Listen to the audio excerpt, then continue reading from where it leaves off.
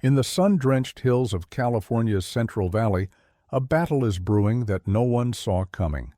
When a group of local troublemakers decides to target a quiet organic farm on the outskirts of town, they think they've found an easy mark. They couldn't be more mistaken. Jack Hawkins isn't just some hippie growing kale and carrots. For over 2 decades, he was one of the most elite Army Rangers in U.S. military history, leading covert operations across the globe that would never make the headlines. His fellow Rangers called him Spectre, a phantom that could strike from anywhere and disappear just as quickly. This isn't a tale of peace and love gone wrong. This is the story of how a gang of small-town bullies learned the hard way that you can't judge a farmer by his overalls. When they started messing with Hawkins' land, they had no idea they were stepping into a minefield laid by a master tactician. What unfolds is a chronicle of how one man transforms a peaceful organic farm into an impenetrable fortress, using nothing but his wits, his hard-earned combat experience, and the loyalty of a community that learns to fight back. In just one harvest season, Jack Hawkins will teach these troublemakers why some old soldiers don't need guns to be deadly. Sometimes all it takes is a little organic ingenuity. Greater than. The California sun beat down on Jack Hawkins' weathered hands as he carefully tended to his organic tomato plants. At 55, Jack's face was lined with years of hard work and hidden memories, but his eyes remained sharp, constantly scanning his surroundings out of habit. Hawkins' farm stood out in Millbrook Valley. While most local operations had long ago switched to industrial farming methods, Jack stubbornly clung to organic practices. His neighbors thought him eccentric, maybe even a bit of a hippie, with his talk of sustainable agriculture and ecosystem balance. Little did they know that Jack's hands, now gently supporting delicate seedlings, had once assembled sniper rifles in pitch darkness and disarmed bombs under enemy fire. For over 2 decades, Jack had served as an Army Ranger, one of the military's most elite and secretive operatives. His call sign, Spectre, was whispered, with a mixture of awe and fear in special operations circles around the world. But those days were behind him now, or so he thought. As Jack stood up, brushing dirt from his knees, he noticed a sleek black SUV crawling past his property line for the 3rd time that week. His eyes narrowed, cataloging details automatically. Tinted windows, out-of-state plates, the silhouettes of at least 3 occupants. Something was coming. Jack could feel it in his bones, the same way he used to sense an ambush in the mountains of Afghanistan.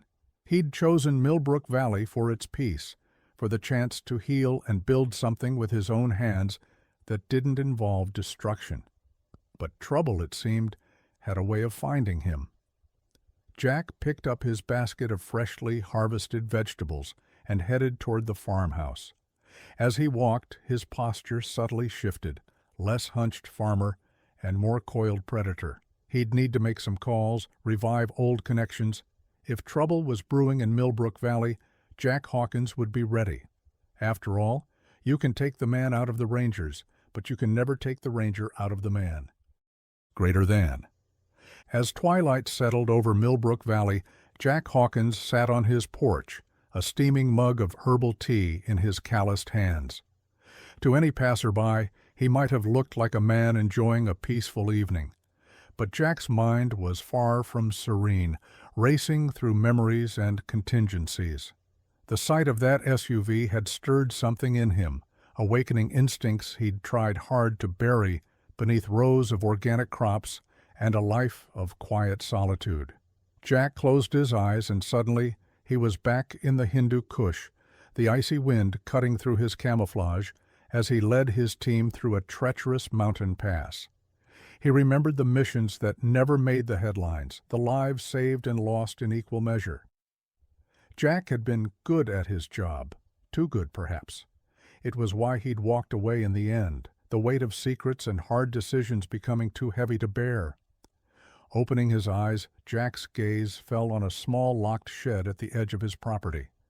To his neighbors, it was just a storage space for farming equipment.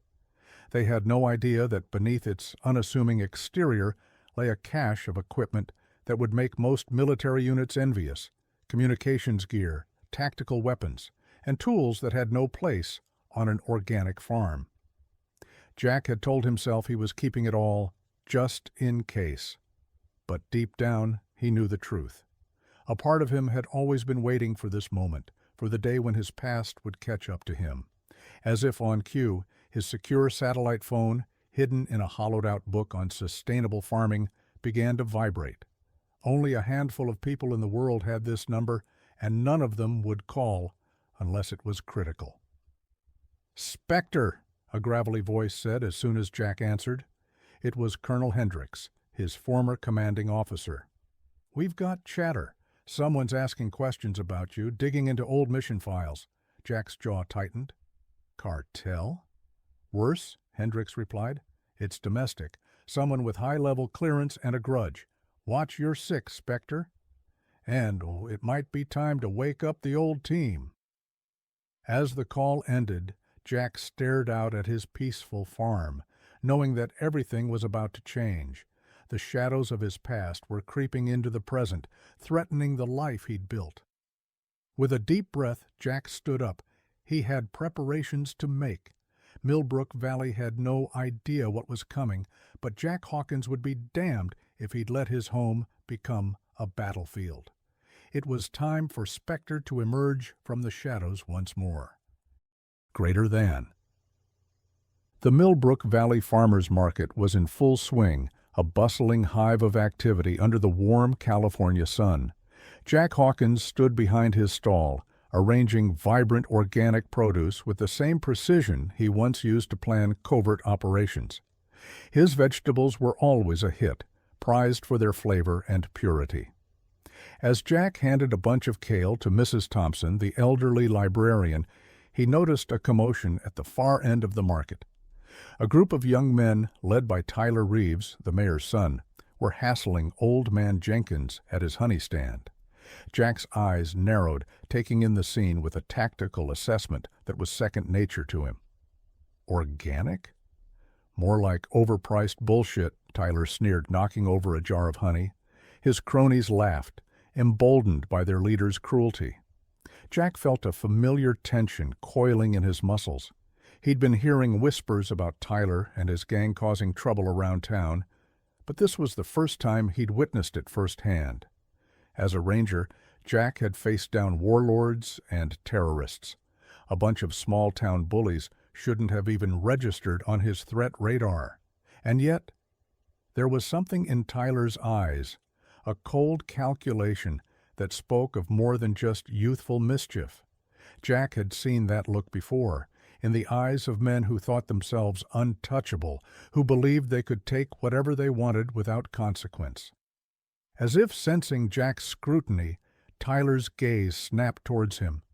For a moment, their eyes locked, and Jack saw a flicker of recognition, followed quickly by contempt. Tyler whispered something to his friends, and they all turned to stare at Jack's stall, malice clear in their expressions. Jack maintained his calm demeanor, but inwardly his mind was racing. This wasn't just random troublemaking. The timing, coming right on the heels of Hendricks' warning, was too convenient to be coincidence. Were Tyler and his gang somehow connected to the larger threat looming on the horizon? As the group swaggered away, leaving Old Man Jenkins to clean up the mess, Jack made a decision.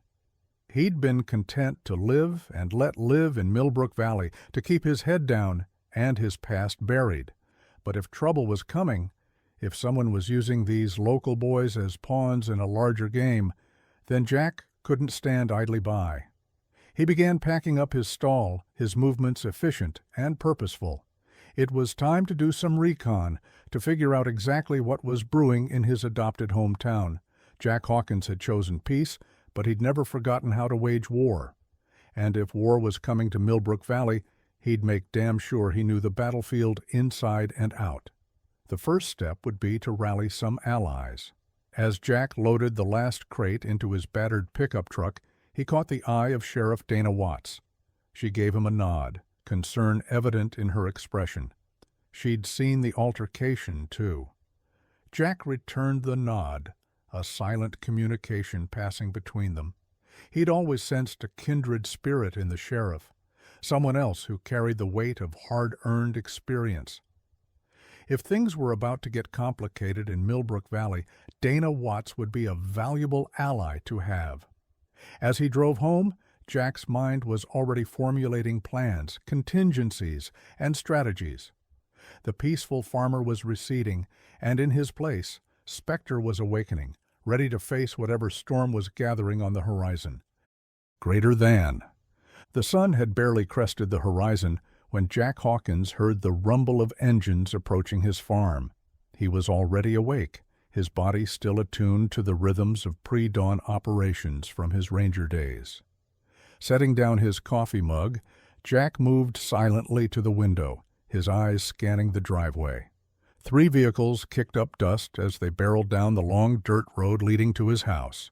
2 pickup trucks, flanking the now familiar black SUV. Jack's jaw tightened. He'd been expecting this, but not quite so soon. As the vehicles skidded to a stop in front of his porch, Jack took a deep breath, consciously relaxing his posture. To the outside world, he needed to appear as nothing more than a simple organic farmer, maybe a bit eccentric, but ultimately harmless. Tyler Reeves was the first to emerge, a smug grin plastered across his face. Behind him, 6 other young men piled out of the vehicles, all sporting an air of unearned confidence and barely concealed malice. But it was the last man to exit the SUV that caught Jack's full attention. Dressed in an expensive suit that seemed out of place in the dusty farmyard, the man moved with the easy grace of a predator. Jack's instincts screamed danger, recognizing a kindred spirit, someone else trained in the art of violence.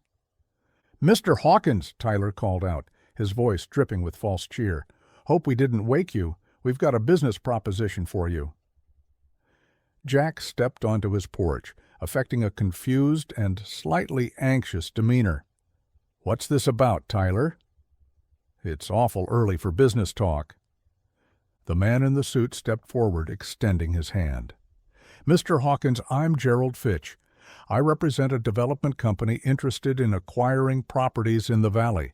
We're prepared to make you a very generous offer for your land." Jack shook the offered hand, noting the calluses that didn't match Fitch's businessman persona. "Not interested in selling," Jack replied simply. "This land's been in my family for generations." Fitch's smile never wavered, but his eyes hardened. "I don't think you understand, Mr. Hawkins. This isn't really a request. The valley is changing. Progress, you might say. You can be part of that change and profit from it, or what?" Jack asked, allowing a hint of steel to enter his voice. Tyler stepped forward, his earlier bravado returning. "Or things might get real difficult for you, old man. Accidents happen on farms all the time. Be a shame if something were to catch fire."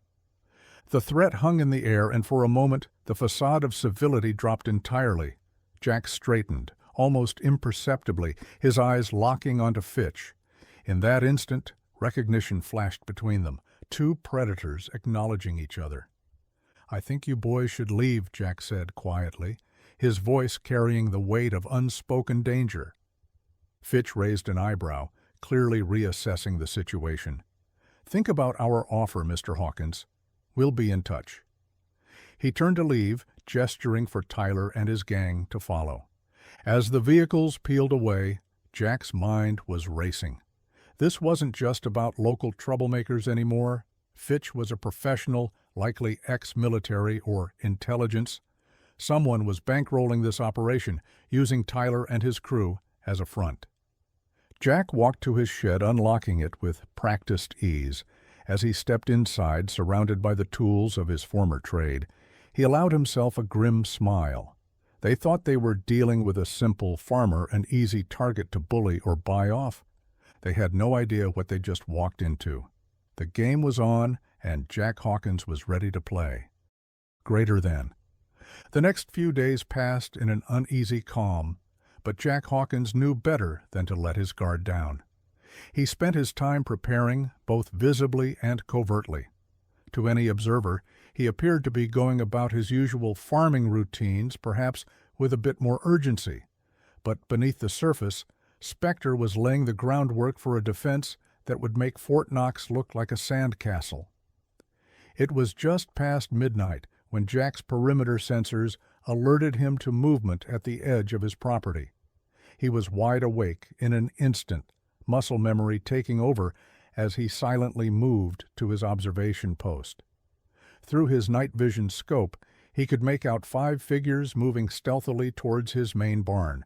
Their movements were clumsy, lacking the precision of professionals, which meant this was likely Tyler's crew rather than Fitch's men. Jack allowed himself a small smile. Time for the first lesson. As the intruders approached the barn, Jack activated the first of his surprises. Suddenly, the entire area was bathed in blinding light, high-powered LEDs triggering from multiple angles. Simultaneously, a cacophony of sound erupted, a mix of air horns, recorded animal noises, and a particularly shrill alarm that Jack had designed to be more annoying than frightening. The effect was instantaneous. The 5 figures stumbled about in confusion, hands clasped over their ears, completely disoriented. Jack watched as they bumped into each other, tripping over the very tools they had likely brought to vandalize his property. But Jack wasn't done yet. As the group tried to retreat, they found their path blocked by a sudden spray of water from Jack's irrigation system. The pressure turned up to fire hose levels. The combination of light, sound, and water drove them stumbling into a patch of ground that Jack had specially prepared. Harmless, but incredibly sticky, the organic compound Jack had developed clung to their shoes and clothes, slowing them down even further. By the time they managed to stumble off his property, they were a sight to behold, soaking wet, covered in an unidentifiable goo, and still blinking from the light show. Jack allowed the defenses to run for another minute before shutting everything down, plunging the farm back into darkness and silence. He had no doubt that Tyler and his crew would be back, likely with Fitch's more professional team next time. But for tonight, he had sent a clear message. This farm would not be an easy target. As he began resetting his defenses, Jack's satellite phone buzzed. It was a text from Sheriff Watts. Complaints about noise and lights from your property. Everything okay? Jack smiled as he typed his reply. Sorry about that. Had some trouble with wild animals getting into the crops. Might be an ongoing issue for a while.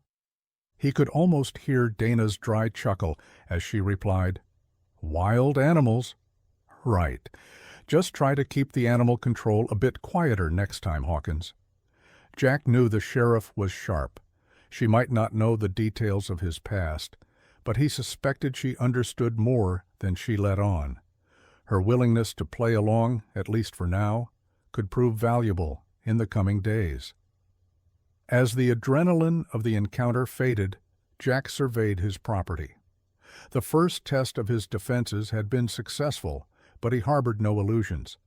This was just the opening move in what promised to be a complex game of chess. He spent the rest of the night fine-tuning his security measures, his mind racing with plans and contingencies. Jack knew that his opponents would adapt, escalate. The next encounter wouldn't be so easily thwarted. As dawn broke over Millbrook Valley, Jack finally allowed himself a moment of rest.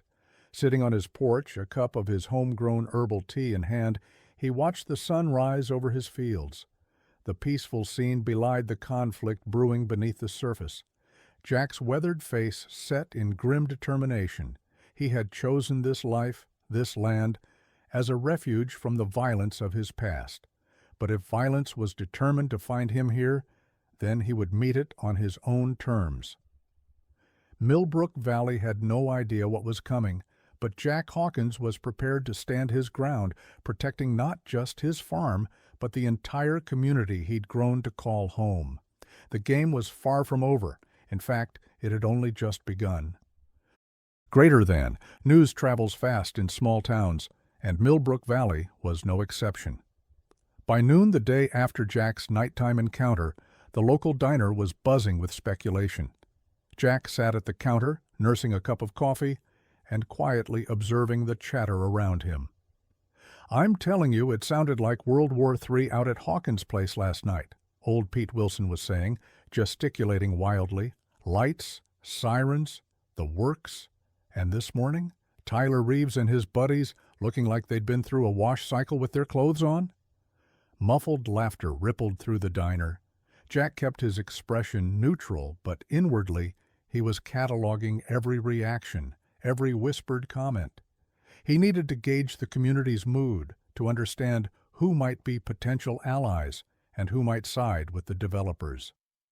"Serves those troublemakers right," Sarah Chen, the local schoolteacher, chimed in. "They've been harassing half the farmers in the valley. About time someone stood up to them." Jack noticed a few nods of agreement, but also some uncomfortable shifts and averted gazes. Fear, he realized. Some folks were afraid of retaliation, of making waves. The bell above the door chimed and Sheriff Dana Watts walked in. The diner fell momentarily silent before conversations resumed in hushed tones. Dana's eyes scanned the room, lingering for a moment on Jack before she took a seat next to him at the counter. "Quite the excitement at your place last night, Hawkins," she said, her voice pitched low. "Want to tell me what really happened?" Jack turned to face her, weighing his words carefully. "Like I said, Sheriff. Wild animal problem. Might be ongoing." Dana's eyes narrowed slightly. "Uh-huh. And I suppose these wild animals have anything to do with the complaints I've been getting about Tyler Reeves and his gang? Or maybe the sudden interest some out-of-town developers are showing in our quiet little valley?" Before Jack could respond, the diner's door burst open. Tyler Reeves stormed in, his face a mask of rage. He was followed closely by Gerald Fitch, the suit-clad man from the SUV, who looked decidedly less composed than during their previous encounter. "You think you're clever, don't you, Hawkins?" Tyler snarled, advancing towards Jack.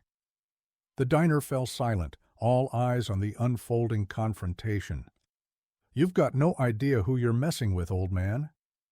Jack remained seated, his posture relaxed but alert. He could feel Dana tensing beside him, ready to intervene. But this was a moment Jack had been waiting for, a chance to send a message not just to his opponents, but to the entire community. "Seems to me," Jack said calmly, his voice carrying in the hushed diner, "that it's you boys who don't know what you're dealing with. This valley's been here a long time. The folks here, we look out for each other. We don't take kindly to threats, whether they come from local troublemakers or out-of-town suits." Jack's eyes locked with Fitch's, and for a moment the mask of the businessman slipped, revealing a flash of cold calculation. This was a man used to getting his way, someone who wouldn't back down easily. "This isn't over, Hawkins," Fitch said smoothly, placing a restraining hand on Tyler's shoulder. "Not by a long shot." As they turned to leave, Jack called out, his voice still calm, but carrying an unmistakable edge of steel. "You're right about one thing, Mr. Fitch. It's not over. In fact, it's only just beginning." The door slammed behind them, leaving the diner in stunned silence. Jack could feel the weight of every gaze upon him, a mixture of fear, admiration, and curiosity. He had just thrown down the gauntlet, not just to Fitch and his crew, but to the entire valley. The ripples of this confrontation would spread far and wide. The battle lines were being drawn, and soon every resident of Millbrook Valley would have to decide where they stood. As Jack stood to leave, he felt Dana's hand on his arm. "You know what you're doing, Hawkins?" she asked quietly. Jack met her gaze, allowing her to see a glimpse of the man he used to be, the soldier, the protector. "I always do, Sheriff. I always do." With that, he walked out into the sunlight, ready to face whatever came next. The quiet farmer was gone. Spectre had well and truly awakened, and Millbrook Valley would never be the same. Greater than. As dusk settled over Millbrook Valley, Jack Hawkins sat in his farmhouse, the soft glow of his laptop illuminating his weathered features. His fingers flew over the keyboard, encrypting messages to contacts he hadn't reached out to in years. It was time to call in some favors. A knock at the door interrupted his work. Jack tensed, his hand instinctively moving towards the concealed weapon under his desk. But as he approached the door, a familiar voice called out, "Damn it, Spectre, open up. I didn't drive all night just to stand on your porch." A rare smile crossed Jack's face as he opened the door to reveal a tall, lean man with salt and pepper hair. "Whiskey," Jack greeted his old ranger buddy, using the call sign that had followed Mike Jennings from the battlefield to civilian life. The two men embraced briefly before Jack ushered Mike inside. "Saw your signal," Mike said, his eyes scanning the room with the habitual alertness of a veteran operator. "Figured you could use some backup." Jack nodded gratefully. "Situation's escalating faster than I anticipated. These aren't just local thugs we're dealing with. There's some serious money and expertise behind this land grab." As Jack filled Mike in on the details, another vehicle pulled up outside. This time it was Sarah Chen, the school teacher from the diner. Jack had noticed her standing up to Tyler's gang and decided to take a chance on bringing her into the fold. "Mr. Hawkins," Sarah said as Jack opened the door, her voice a mix of nervousness and determination. "I hope I'm not interrupting, but after what happened at the diner, I want to help. Whatever's going on, it's affecting the whole town, especially the kids." Jack studied her for a moment before nodding. "Come on in, Sarah. There's someone I'd like you to meet." As introductions were made, Jack's satellite phone buzzed. It was a message from Sheriff Watts. "Got some interesting info on your new friends. Meet me at the old mill, midnight." The pieces were starting to come together. With Mike's military expertise, Sarah's connection to the community, and potentially valuable intel from Dana, Jack felt the tide beginning to turn in their favor. "All right," Jack said, turning to his new allies. "Here's what we know so far." For the next few hours, they pored over maps of the valley, discussed potential strategies, and began formulating a plan to protect not just Jack's farm, but the entire community. As midnight approached, Jack prepared to meet Dana. "Mike, start setting up our communications network. Sarah, we need eyes and ears in town. Talk to people, gauge who we can trust. But be careful, we don't know how deep this goes." Both nodded, the gravity of the situation clear on their faces. This was no longer just about one farmer standing his ground. It was about protecting a way of life, about standing up to those who would exploit and bully a peaceful community.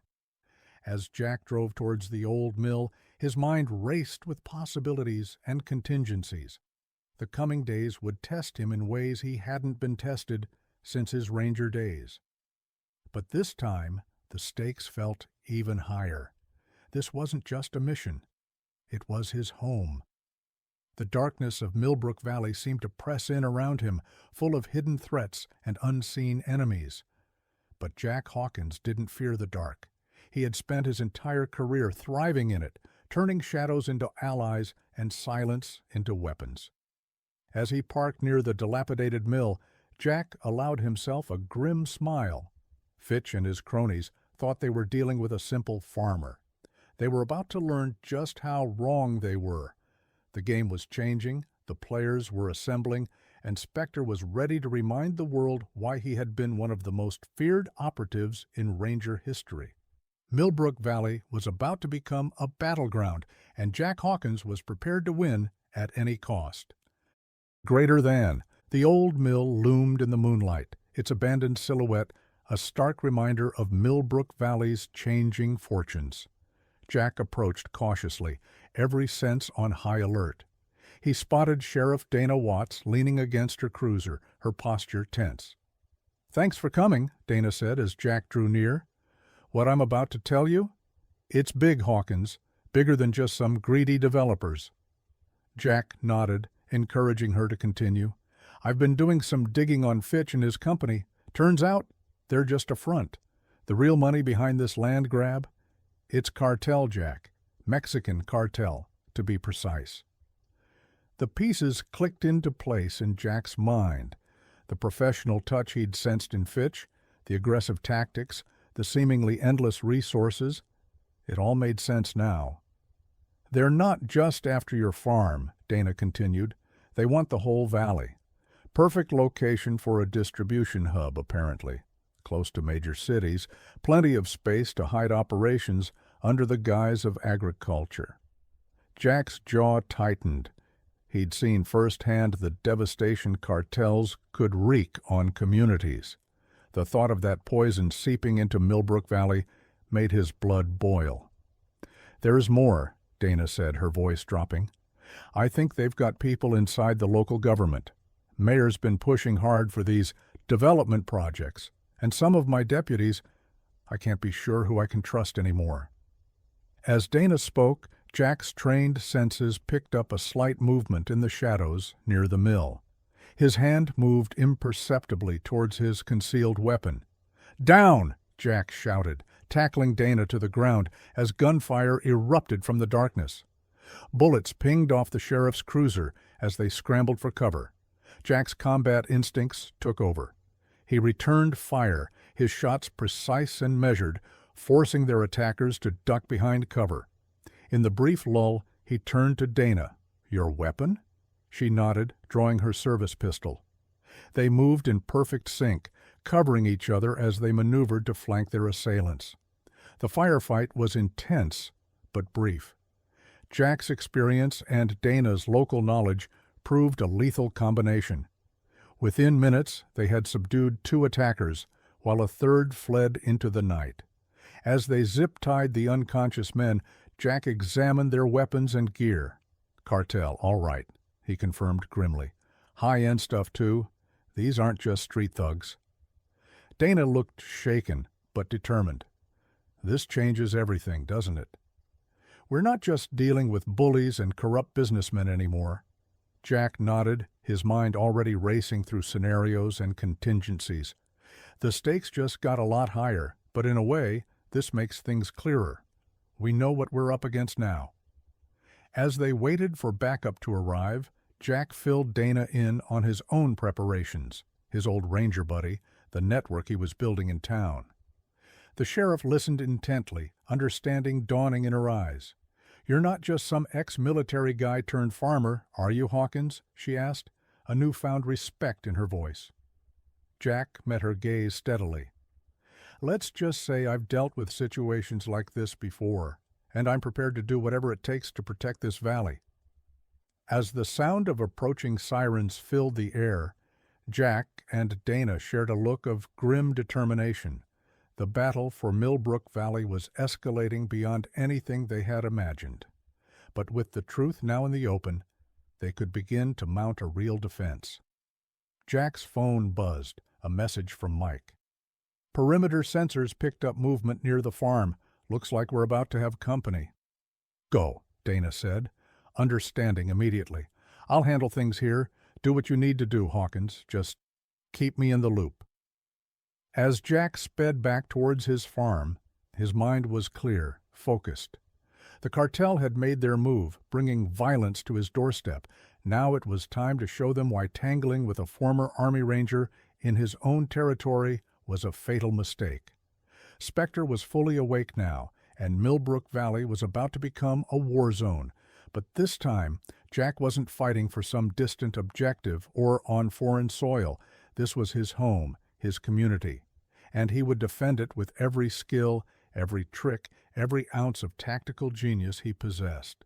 The cartel was about to learn a harsh lesson. They weren't the predators here, they were the prey. Greater than. Jack's truck kicked up dust as he sped down the country roads towards his farm. His mind raced faster than the vehicle, formulating plans and contingencies. The cartel's presence changed everything, raising the stakes to a level most in Millbrook Valley couldn't even imagine. As he pulled up to his property, he saw Mike crouched near the tree line, night vision goggles scanning the perimeter. Sarah's car was parked discreetly behind the barn. "Status?" Jack asked as he approached Mike. "Two teams," Mike reported, "all business. One probing the east fence line, another circling to the south. Professional movements, but they're not top tier. Probably local muscle with some training." Jack nodded, unsurprised. The cartel would be testing their defenses, probing for weaknesses before committing their more experienced operators. Inside the barn, Sarah was setting up a makeshift command center, her teacher's organizational skills proving unexpectedly useful in this new arena. "I've made contact with some of the other farmers," Sarah reported as Jack entered. "Old Man Jenkins and the Thompsons are with us. They're spreading the word, quietly." "Good work," Jack commended her. "We'll need every ally we can get." For the next hour, they worked feverishly. Jack and Mike set up additional defensive measures, tripwires, motion sensors, and a few surprises that would give any intruders a nasty shock. Sarah coordinated with their growing network of supporters in town, establishing safe houses and communication protocols. As dawn broke, Jack gathered his small team. The exhaustion of a sleepless night showed on their faces, but there was also a steely determination in their eyes. "What we're up against," Jack began, his voice grave, "is unlike anything this valley has faced before. The cartel isn't just after land or money. They want to turn our home into a hub for their poison." He paused, letting the weight of his words sink in. "But they've made a critical mistake. They think we're just simple farmers, easy targets. They have no idea what they're walking into." Mike grinned, a predatory gleam in his eye. "Time to remind them why Rangers have that 'leave no man behind' motto, because we leave no enemy standing." Sarah looked pale but resolute. "I never imagined I'd be involved in something like this, but if it means protecting our kids, our future, I'm all in." Jack nodded, feeling a surge of pride in his unlikely team. "We're outnumbered and outgunned," he admitted, "but we have home field advantage, and we have something they don't. A cause worth fighting for." As they dispersed to their positions, Jack took a moment to survey his farm. The fields he'd tended so carefully were now interspersed with hidden defenses. The barn where he'd stored his organic produce was now an armory and command center. He thought of all the peaceful mornings he'd spent here, trying to leave his violent past behind. But as the sun rose over Millbrook Valley, Jack Hawkins accepted a hard truth. Sometimes, to protect peace, one had to be willing to wage war. The cartel was coming, bringing with them a storm of violence and corruption. But on this small farm, in this quiet valley, they would meet a force they never expected, a community united, led by a man who had spent his life preparing for this very fight. The battle for Millbrook Valley was about to begin, and Spectre was ready to remind the world why he had been a legend in the shadows. Let them come, Jack thought grimly. The predators were about to become the prey.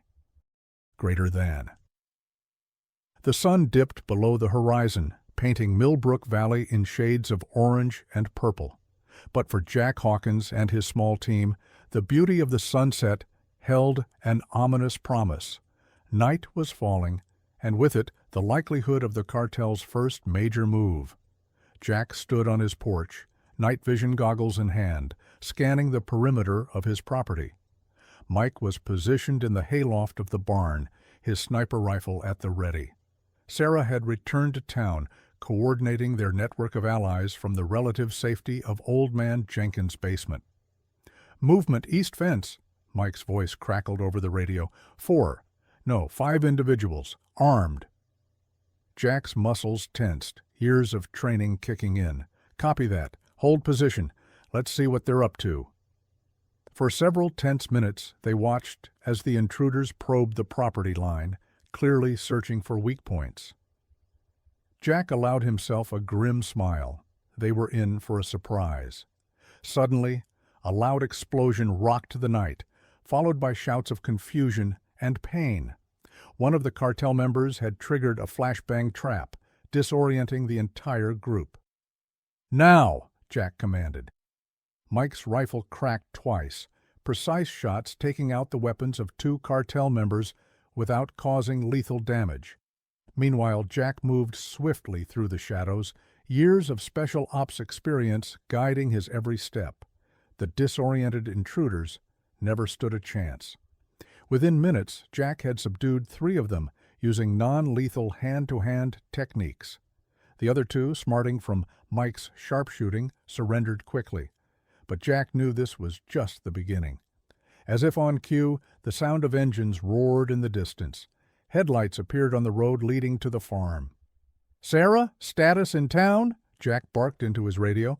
"Some action here, too," Sarah replied, her voice tense but controlled. "Looks like they're hitting multiple farms. The Thompsons are under attack. Sheriff Watts is responding, but she's stretched thin." Jack's mind raced, processing the evolving situation. The cartel was making a coordinated push, likely hoping to overwhelm them on multiple fronts. "Mike, hold the fort here. I'm heading to the Thompsons." As Jack sped towards his neighbor's farm, he could see flames in the distance. The cartel had set fire to the Thompsons' barn, a clear message of intimidation. Pulling up to the property, Jack assessed the situation quickly. 3 cartel members were advancing on the house, where he could see the Thompson family huddled inside. 2 more were by the burning barn, weapons ready. Jack moved silently, using the chaos of the fire as cover. He took out the 2 by the barn with swift, efficient strikes, then used their own zip ties to secure them. The other 3, focused on the house, never saw him coming. By the time Sheriff Watts arrived, lights flashing, Jack had the situation under control. 5 subdued cartel members, the Thompson family shaken but unharmed, and a barn fire that was slowly being brought under control by neighbors who had rushed to help. Dana's eyes widened as she took in the scene, then settled on Jack with a mixture of awe and gratitude. "Hawkins, I don't know how you did this, but thank you." Jack nodded grimly. "It's not over, Sheriff. This was just their opening move. We need to—" He was cut off by the crackle of his radio. Sarah's voice, urgent and afraid. "Jack, they're at the school. Fitch is here with a whole team. They're taking hostages." The night of fire was far from over. As Jack raced towards the school, his heart pounding, he knew that the real battle was just beginning. The cartel had escalated beyond anything he had anticipated, and now innocent lives were at stake. Millbrook Valley had become a war zone, and Jack Hawkins was the only thing standing between his community and total chaos. As he drove, his mind was already formulating plans, drawing on every bit of training and experience from his ranger days. The night sky glowed orange with distant fires, a testament to the violence that had been unleashed. But in the darkness, a different fire burned, the unbreakable will of a warrior who had found something worth fighting for. Spectre was on the hunt, and God help anyone who stood in his way. Greater than. The first rays of dawn broke over Millbrook Valley, illuminating a landscape forever changed. Smoke still rose from the charred remains of the Thompsons' barn, and the school stood silent, surrounded by police tape and wary officers. Jack Hawkins sat on the steps of the school, his clothes torn and dirty, a makeshift bandage wrapped around his left arm. The events of the night played through his mind in a constant loop. He had arrived at the school to find a full-blown hostage situation. Fitch and his men had barricaded themselves inside with a dozen students and teachers. What followed was a grueling 3-hour ordeal that pushed Jack to the limits of his skills and experience. In the end, it was Jack's unorthodox tactics and Sarah's intimate knowledge of the school layout that had turned the tide. They had managed to free the hostages and subdue Fitch's team without any civilian casualties. But the cost had been high. 2 of Fitch's men were dead, and Jack himself had taken a bullet graze to the arm. Sheriff Watts approached, her face etched with exhaustion and concern. "Hawkins," she said, sitting beside him, "the FBI just rolled into town. They're going to have a lot of questions." Jack nodded grimly. He had known this moment would come. The quiet life he had built for himself in Millbrook Valley was well and truly over. "What happened in there?" Dana continued, her voice low. "I've never seen anything like it. The way you moved, the way you anticipated their every move. You're not just some ex-military guy, are you?"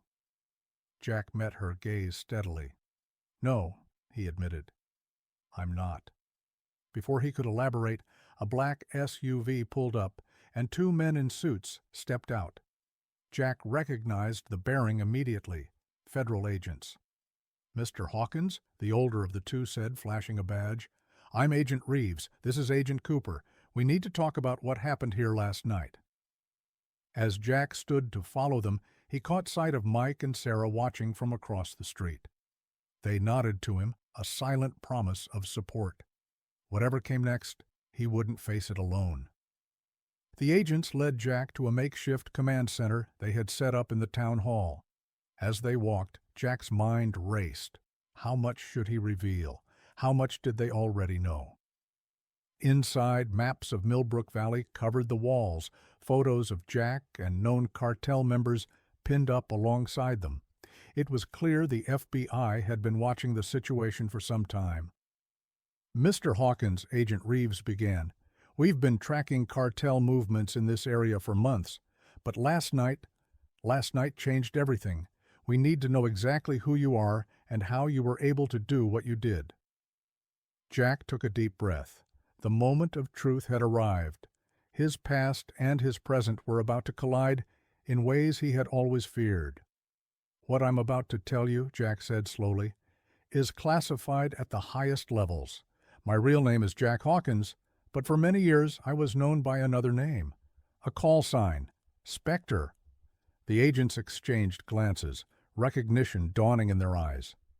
"Spectre," Agent Cooper breathed. "The Army Ranger?" "But you're supposed to be—" "Dead?" Jack finished for him. "Yes, that was the idea."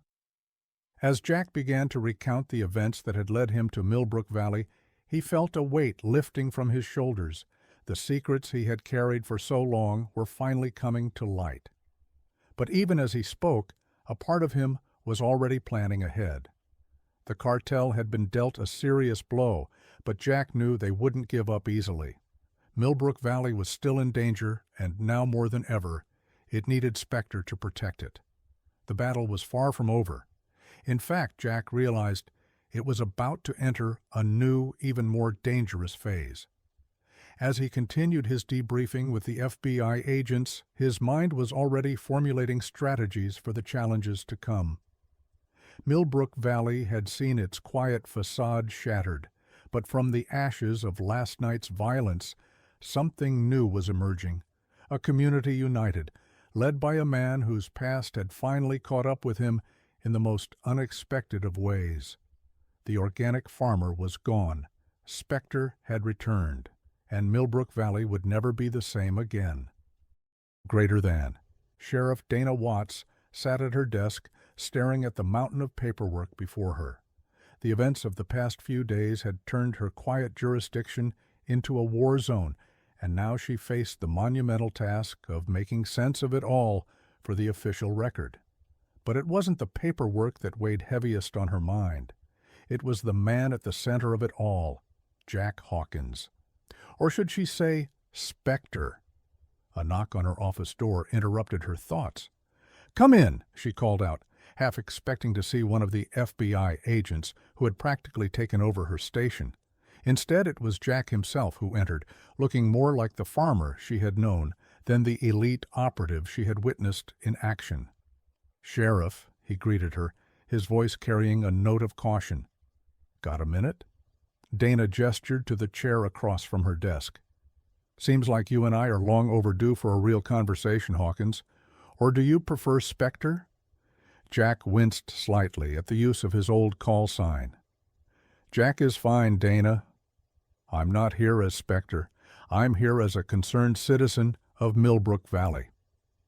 Dana leaned back in her chair, studying the man before her. A concerned citizen who just happened to take down a cartel operation single-handedly? "Who are you really, Jack, and why are you here?" Jack was silent for a moment, choosing his words carefully. The man you knew as Jack Hawkins, the organic farmer?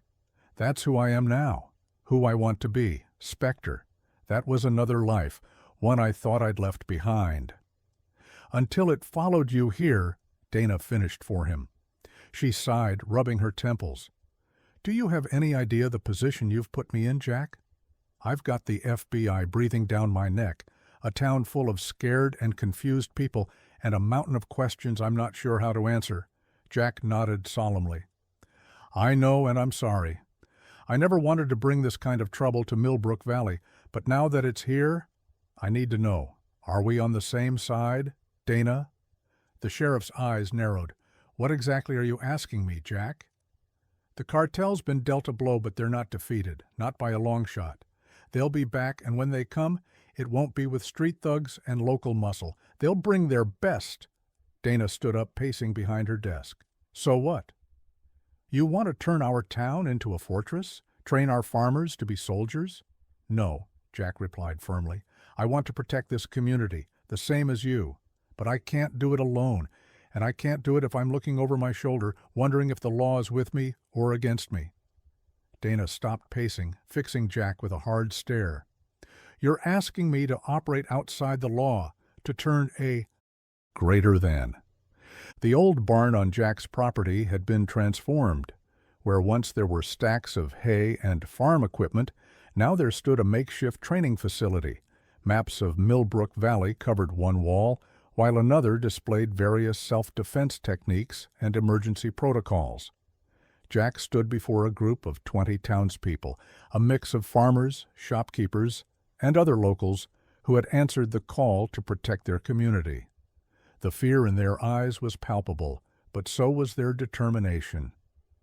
What you're about to learn, Jack began, his voice carrying the weight of years of experience, isn't about turning you into soldiers.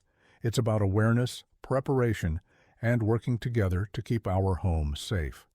Sarah Chen, standing beside him, nodded encouragingly to her neighbors. As a teacher, she had a natural rapport with the group that complemented Jack's more intense presence. First rule, Jack continued, is that knowledge is power. The cartel thrives on fear and ignorance. We combat that with information and preparedness. Over the next few hours, Jack and his team ran the townsfolk through a crash course in situational awareness, basic self-defense, and emergency communication protocols. Mike demonstrated how everyday items could be used for protection, while Sarah outlined plans for a town-wide alert system. Old Man Jenkins, who had indeed turned out to have a background in military intelligence, shared insights on spotting suspicious behavior and covert communication techniques. Remember, Jenkins croaked, his eyes sharp despite his aged appearance. The enemy doesn't expect a bunch of farmers and shopkeepers to be a threat. That's our advantage. As the training progressed, Jack noticed a change in the group. The initial fear was being replaced by a sense of empowerment. These weren't helpless victims anymore. They were a community taking a stand. During a break, Lisa Thompson, whose barn had been burned down, approached Jack. I never thought I'd be learning this stuff, she said, her voice a mix of disbelief and gratitude. But after what happened, I want to be ready to protect my family, my neighbors. Jack nodded, understanding all too well. That's exactly why we're doing this, Lisa. Not to create fighters, but to ensure that everyone can contribute to keeping Millbrook Valley safe. As the day wore on, Sheriff Watts arrived, accompanied by Deputy Rodriguez. They brought updates on the official investigation and helped run through scenarios on interfacing with law enforcement during potential crisis situations. Remember, Dana emphasized, we're all on the same side here. The more we can work together, the stronger our community becomes. By the time evening fell, the group had covered an impressive amount of ground. Basic first aid, improvised defenses, covert communication methods, skills that Jack hoped they'd never have to use. But that could make all the difference if the worst should happen. As the townsfolk began to disperse, there was a new energy in the air. Neighbors who had barely spoken before were now exchanging phone numbers. making plans for neighborhood watch groups and discussing further training sessions. Jack watched them go, a mix of pride and concern in his eyes. He turned to Mike, who had been observing silently. "Think it'll be enough?" Jack asked, the weight of responsibility heavy in his voice. Mike clapped a hand on his old friend's shoulder. "It's a start, Spectre. Rome wasn't built in a day, and neither was any decent defense network. We'll keep at it, day by day." Sarah joined them, her face flushed with exertion, but her eyes bright. "I've never seen the town like this," she said. "United, determined. Whatever the cartel throws at us next, we'll face it together." As the last car pulled away, Jack allowed himself a moment of hope. The cartel had thought they were dealing with a soft target, an easy conquest. Instead, they had awakened a sleeping giant, a community ready to fight for its own. But even as he felt a surge of optimism, Jack couldn't shake the nagging feeling that this was just the calm before the storm. The cartel wouldn't take this lying down. Their next move would be bigger, more brutal. Looking out over his farm, now a bastion of resistance, Jack steeled himself for the challenges ahead. The real test was yet to come, and he would need every ounce of his skill, every lesson from his past, to guide Millbrook Valley through the fire. The war for the soul of this small town was far from over. But for the first time since it began, Jack felt like they had a fighting chance. The people of Millbrook Valley were no longer just potential victims. They were becoming warriors in their own right, guardians of their home and way of life. As the sun set on. Another day in this changed landscape, Jack Hawkins allowed himself a small smile. The cartel had no idea what they had stirred up. Millbrook Valley was ready, and Spectre was back in the game. Greater than. The pre-dawn stillness of Millbrook Valley was shattered by the staccato rhythm of gunfire. Jack Hawkins bolted upright in bed, instantly alert. His phone buzzed with multiple incoming messages. The emergency alert system they had set up was working. Throwing on clothes, Jack raced to his command center in the barn. Mike was already there, coordinating responses. "Thompson's farm," Mike reported grimly. "Looks like a full-scale assault. At least a dozen heavily armed men." Jack's jaw clenched. The cartel was done playing games. This was retaliation, swift and brutal. "Sarah's activating the town network," Mike continued. "Sheriff Watts is en route with every deputy she's got, but they're outgunned." "We move now," Jack decided, grabbing his gear. "Alert Team B to secure the school and town center. This might be a diversion." As they sped towards the Thompson farm, Jack's mind raced through tactical scenarios. The cartel had escalated beyond anything he had anticipated. They weren't just trying to intimidate anymore. They were here to send a message in blood. The scene that greeted them was chaos. The Thompsons' farmhouse was ablaze, gunfire echoing from multiple directions.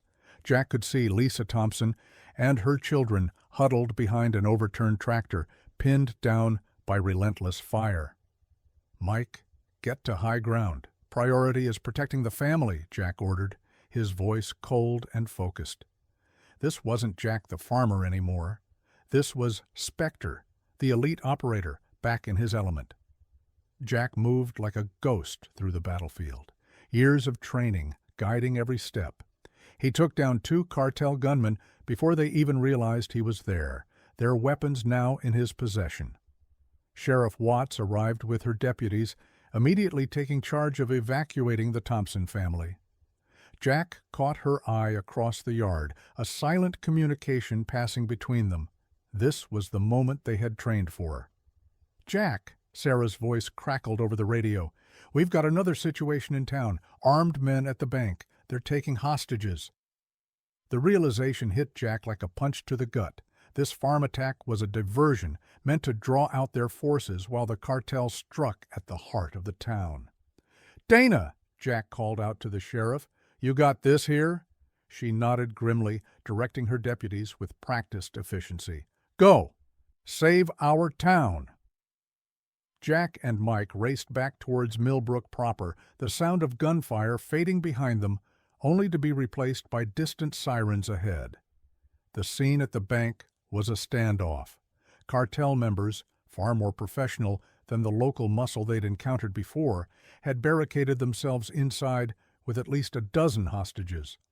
Old Man Jenkins appeared at Jack's side, looking far more spry than his years would suggest. "Bastards came out of nowhere," he reported, "but our people are responding. Town hall and school are secure. It's just this here bank they're after." Jack's mind worked furiously, analyzing angles, sightlines, and potential entry points. This wasn't just about robbing the bank. The cartel was trying to break the town's spirit, to show that nowhere was safe. "Mike, get to the roof of the hardware store. I want eyes inside that bank," Jack ordered. "Jenkins, I need blueprints." Every entrance, every vent shaft.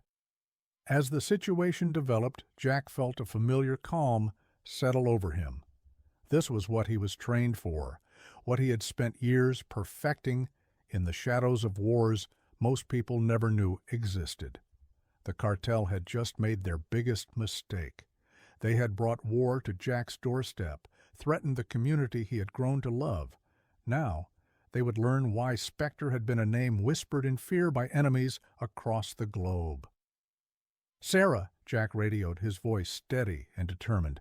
"Initiate Protocol Omega. It's time to show the cartel exactly who they're dealing with."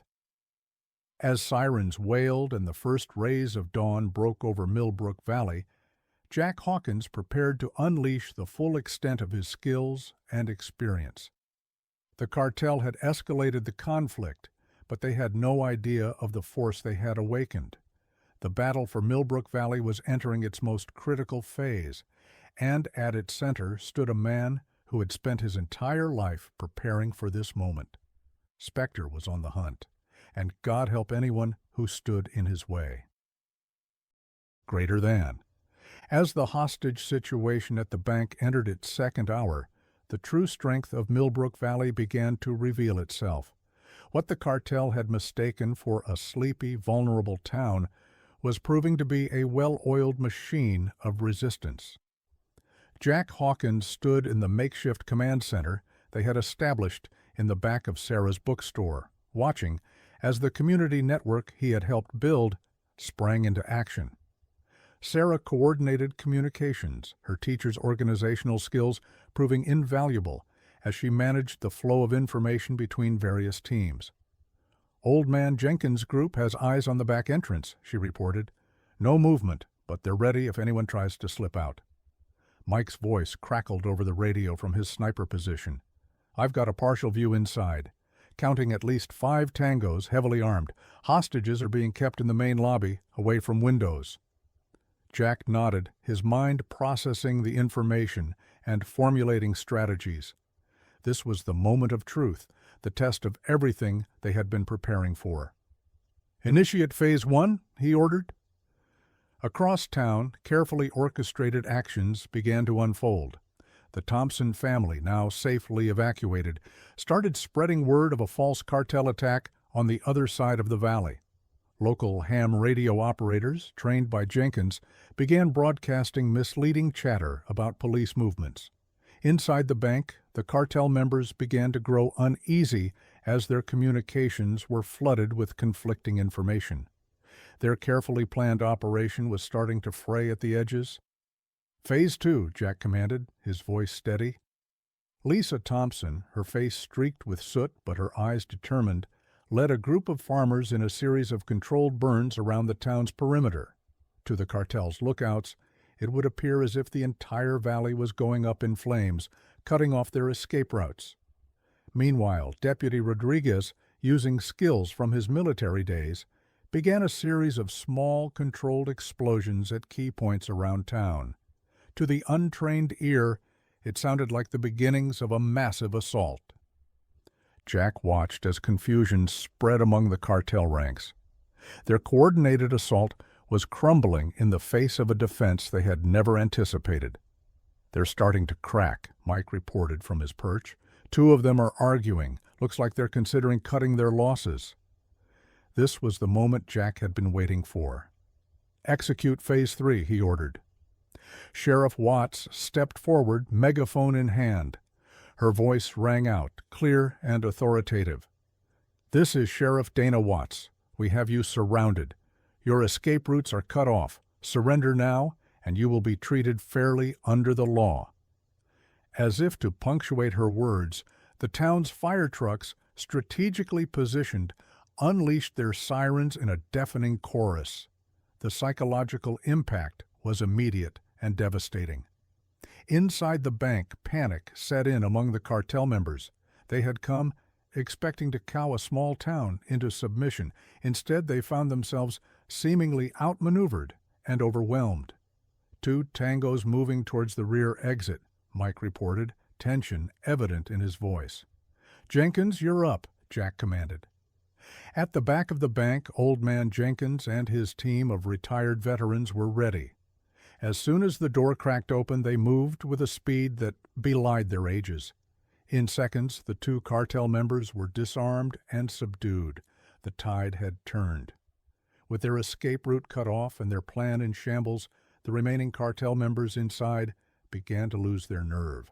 "White flag!" Mike's excited voice came over the radio. "They're surrendering!" Jack allowed himself a small smile of satisfaction.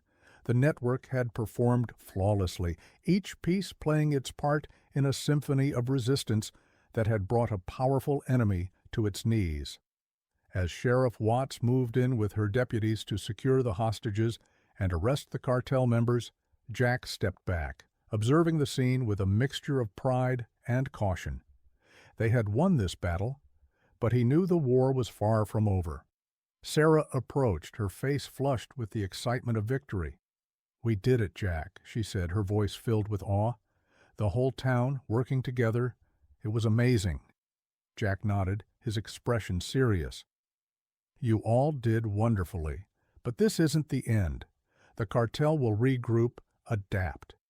We need to be ready for their next move." As if on cue, his secure phone buzzed. It was a message from one of his old contacts in intelligence. Jack's face darkened as he read it. "What is it?" Sarah asked, noticing the change in his demeanor.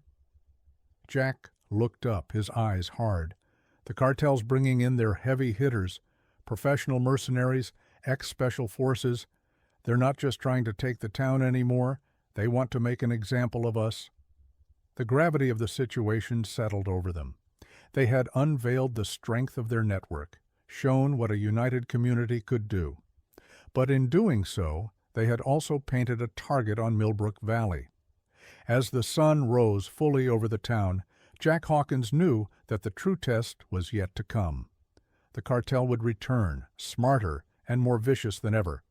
But Millbrook Valley would be ready. The sleepy farming community was gone, replaced by a fortress of determination and unity. And at its heart stood a man who had spent his life preparing for this very fight. The war for Millbrook Valley was entering a new phase, and Spectre was ready to remind the world why he had been a legend in the shadows. The cartel was about to learn a harsh lesson. Sometimes the most dangerous predator is the one you never see coming. Greater than. The victory at the bank had galvanized Millbrook Valley, but Jack Hawkins knew better than to let his guard down. As the town celebrated its successful defense, he retreated to his farmhouse, mind racing with potential scenarios and countermeasures. A knock at the door interrupted his thoughts. It was Deputy Rodriguez, looking uncharacteristically nervous. "Mr. Hawkins," he said, his voice low and urgent, "there's something you need to know." Jack ushered him inside, instantly on alert.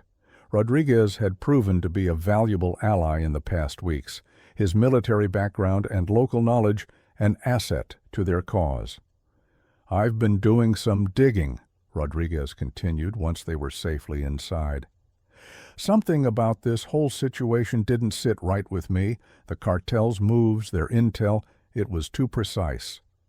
Jack's eyes narrowed. "You think we have a mole?" Rodriguez nodded grimly. "I'm almost certain of it, and I think I know who it is." As the deputy laid out his suspicions, Jack felt a cold anger building inside him. If Rodriguez was right, they had been betrayed by one of their own. someone they had trusted with the safety of the entire town. "We need to be sure," Jack said, his voice hard. "Set up a meeting. Make it look routine. I'll handle the rest." The next day, as the sun dipped low over the valley, Jack found himself hidden in the shadows of the old mill, watching as Rodriguez met with the suspected infiltrator. From his vantage point, he could see every movement, every subtle gesture. As the conversation unfolded, Jack's suspicions deepened. The body language, the careful phrasing, it all spoke of someone hiding something. But he needed more than just intuition, he needed proof. Suddenly, a glint of metal caught his eye. The suspect was passing something to Rodriguez, a flash drive. Jack's muscles tensed, ready to spring into action, but Rodriguez was quicker. In a fluid motion, he had the suspect pinned against the wall, the flash drive secured. "Got you," he growled. Jack emerged from his hiding spot, his face a mask of controlled fury. "I expected better from you, Jenkins," he said, addressing the struggling figure in Rodriguez's grip. Old man Jenkins, the seemingly harmless beekeeper who had been instrumental in their defense network, glared back defiantly. "You don't understand," he spat. "The cartel, they have my granddaughter. I didn't have a choice." Jack's mind raced, reassessing everything they had done, every plan they had made. How much had been compromised? How deep did this betrayal go? "Take him to the safe house," Jack ordered Rodriguez. "We need to know everything he told them." As Rodriguez led Jenkins away, Jack felt the weight of leadership bearing down on him. He had let his guard down, allowed sentiment to cloud his judgment. It was a mistake he couldn't afford to make again. Back at his farmhouse, Jack called an emergency meeting with his core team. Sarah, Mike, and Sheriff Watts listened in stunned silence as he recounted what had happened. "This changes everything," Sarah said, her voice shaking. "If Jenkins was feeding them information—" "We assume everything is compromised," Jack cut in, his tone brooking no argument. "We scrap all our current plans, change all our codes and protocols. We start from scratch." Mike nodded grimly. "What about the town? People trusted Jenkins. When this gets out—" "It doesn't get out," Jack said firmly. "Not yet. We can't risk panic, not with the cartel poised to strike again." Sheriff Watts leaned forward, her face etched with concern. "Jack, we can't keep this from the whole town. They deserve to know if they're in danger." Jack met her gaze steadily. "We tell them what they need to know, when they need to know it. Right now, what they need is to trust in the system we've built. If that trust crumbles, we've already lost." As the team began the arduous process of rebuilding their defense network, Jack couldn't shake the feeling that they were running out of time. The cartel would know by now that their mole had been discovered. Their next move would be swift and brutal. Looking out over the valley he had sworn to protect, Jack Hawkins steeled himself for what was to come. The infiltrator had been found, but at what cost? Trust had been shattered, plans compromised. But as he watched his team work, saw the determination in their eyes, he felt a glimmer of hope. They had been betrayed, but they weren't beaten, not by a long shot. The cartel thought they had gained the upper hand. They were about to learn just how wrong they were, because now, with the gloves well and truly off, Spectre was ready to show them what he was truly capable of. Millbrook Valley had been shaken, but it hadn't fallen. And as long as Jack Hawkins drew breath, it never would. Greater than, the revelation of Jenkins as the mole had sent shockwaves through Jack's inner circle. But there was no time for recriminations. They needed to act fast, to turn this setback into an advantage before the cartel could capitalize on it. Jack gathered his core team in the reinforced basement of his farmhouse, now serving as their primary command center. The atmosphere was tense, the betrayal still fresh in everyone's minds.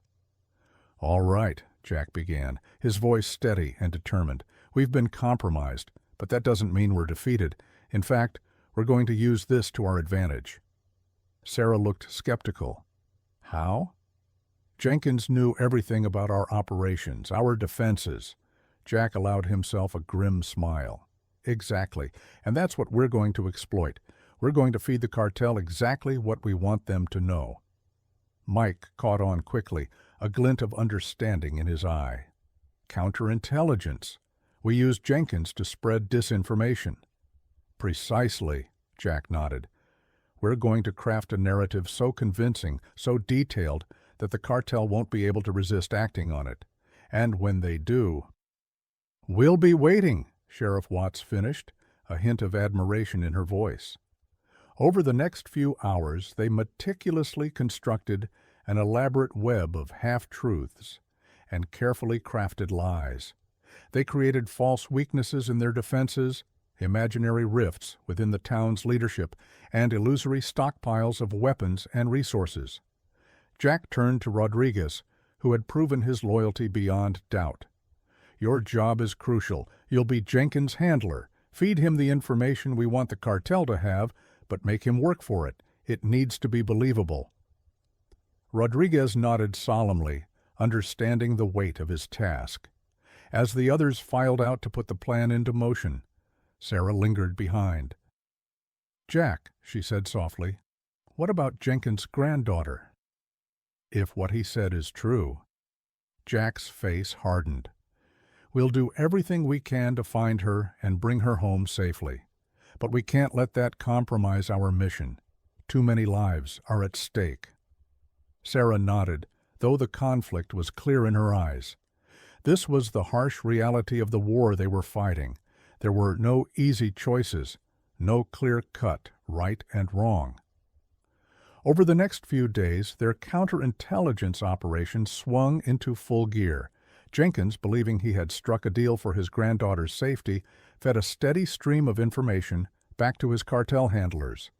Every piece of intel was meticulously crafted by Jack and his team, designed to paint a very specific picture of Millbrook Valley's defenses and vulnerabilities.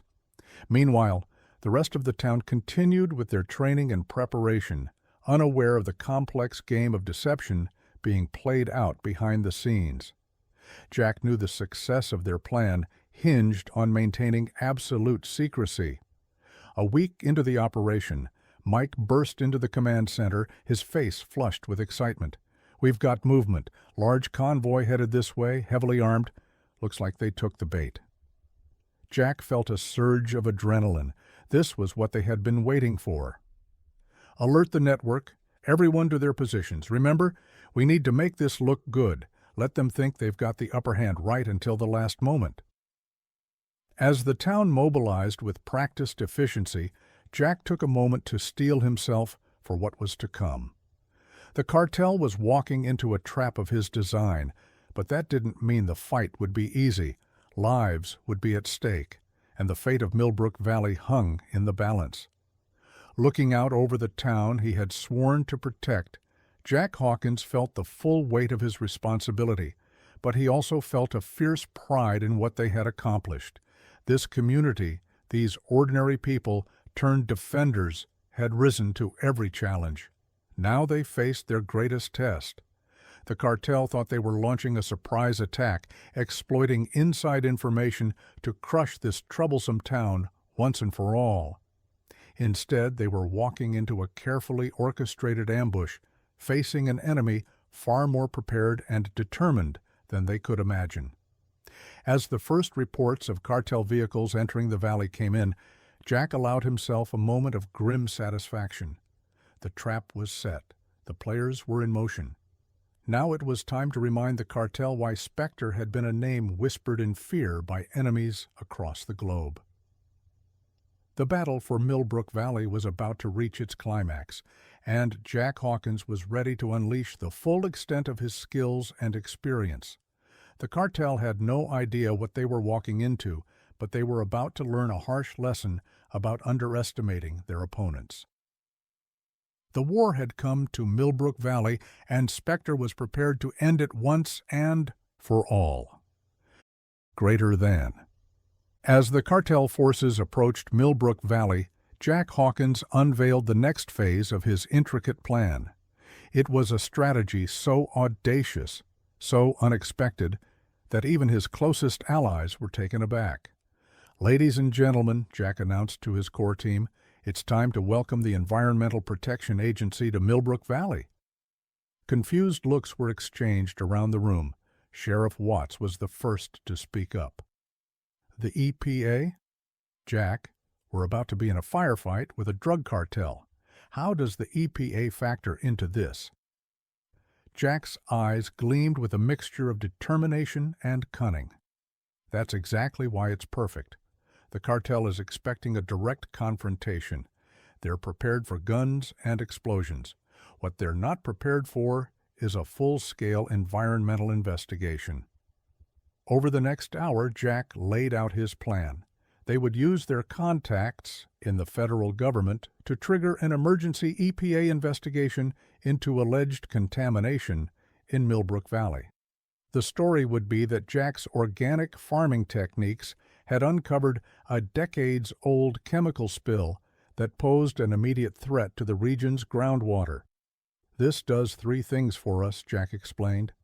"First, it gives us a legitimate reason to evacuate large portions of the town, getting civilians out of harm's way. Second, it floods the area with federal agents and equipment, complicating the cartel's approach. And third, it provides us with the perfect cover for our own movements and preparations." Sarah, who had been quietly contemplating the plan, spoke up. "But Jack, won't the cartel see through this? They must have sources in the government."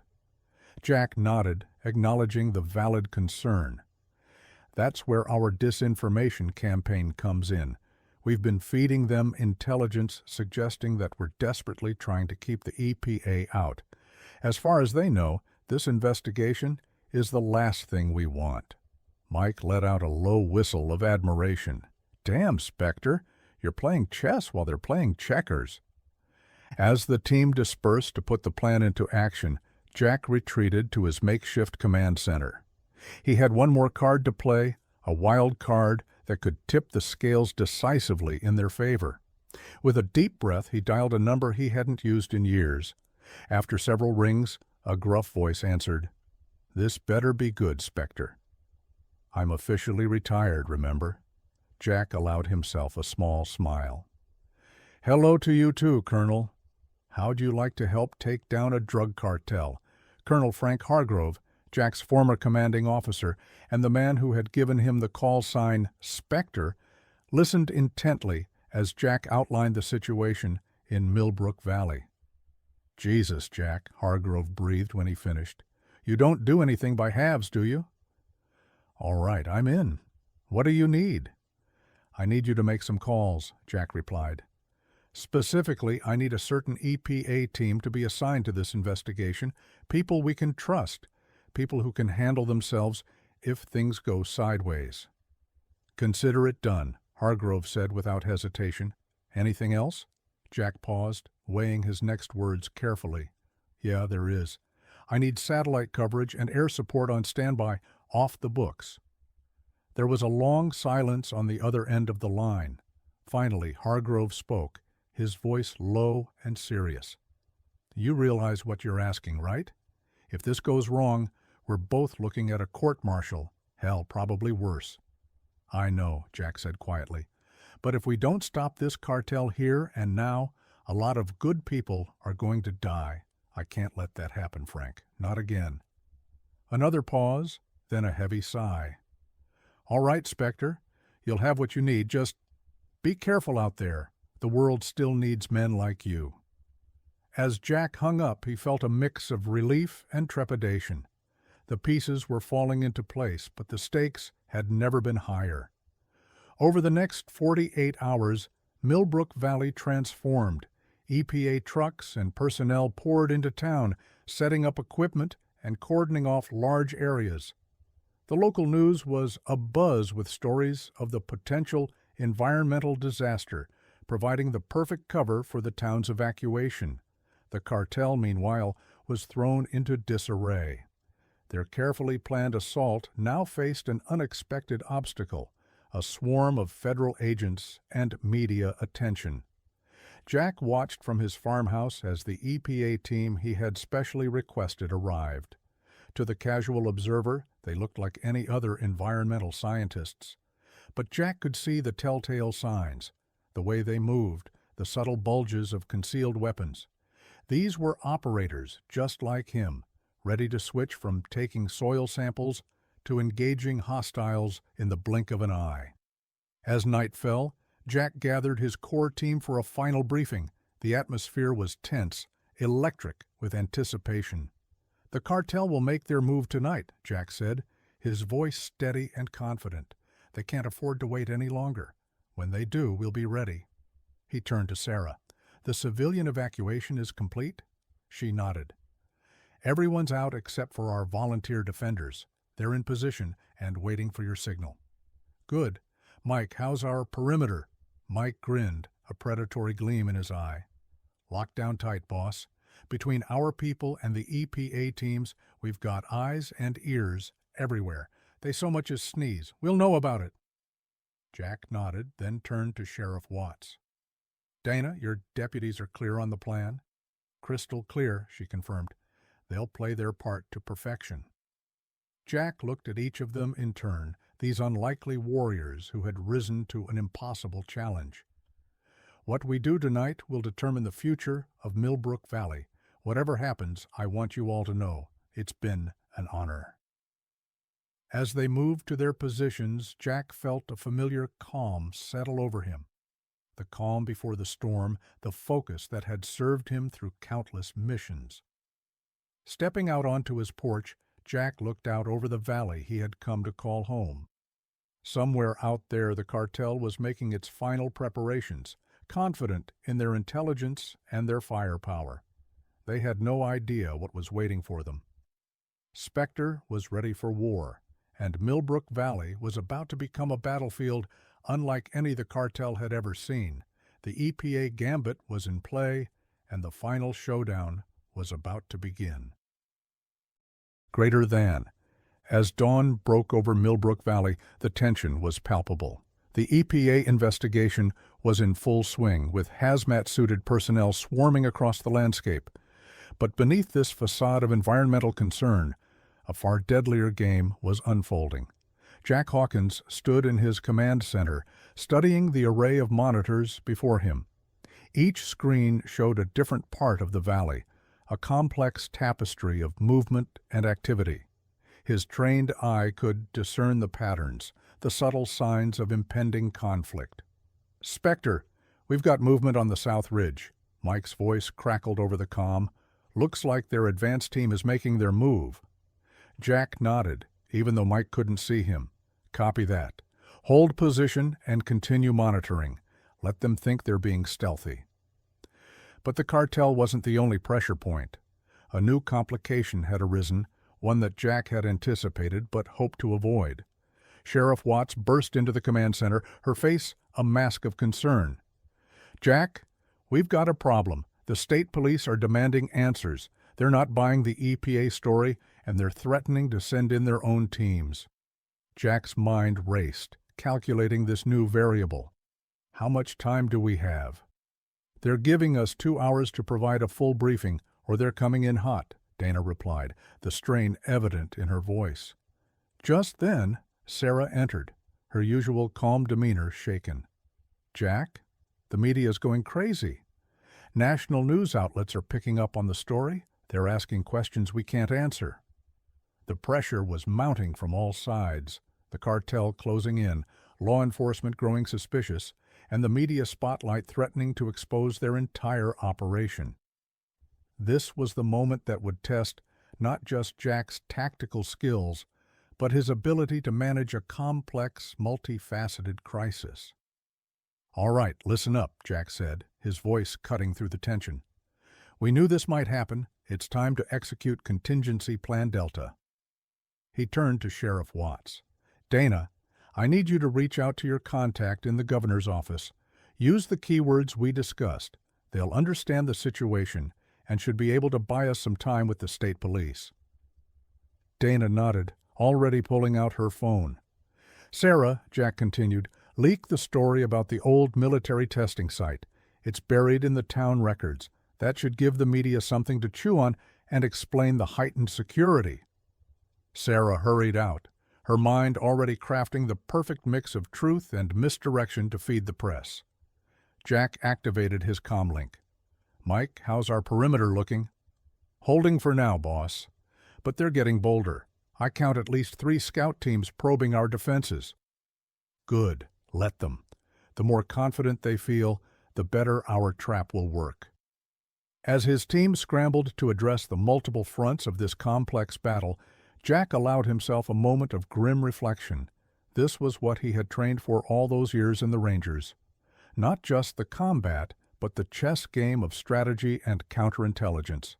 The cartel thought they were closing in for the kill. The authorities thought they were uncovering a conspiracy.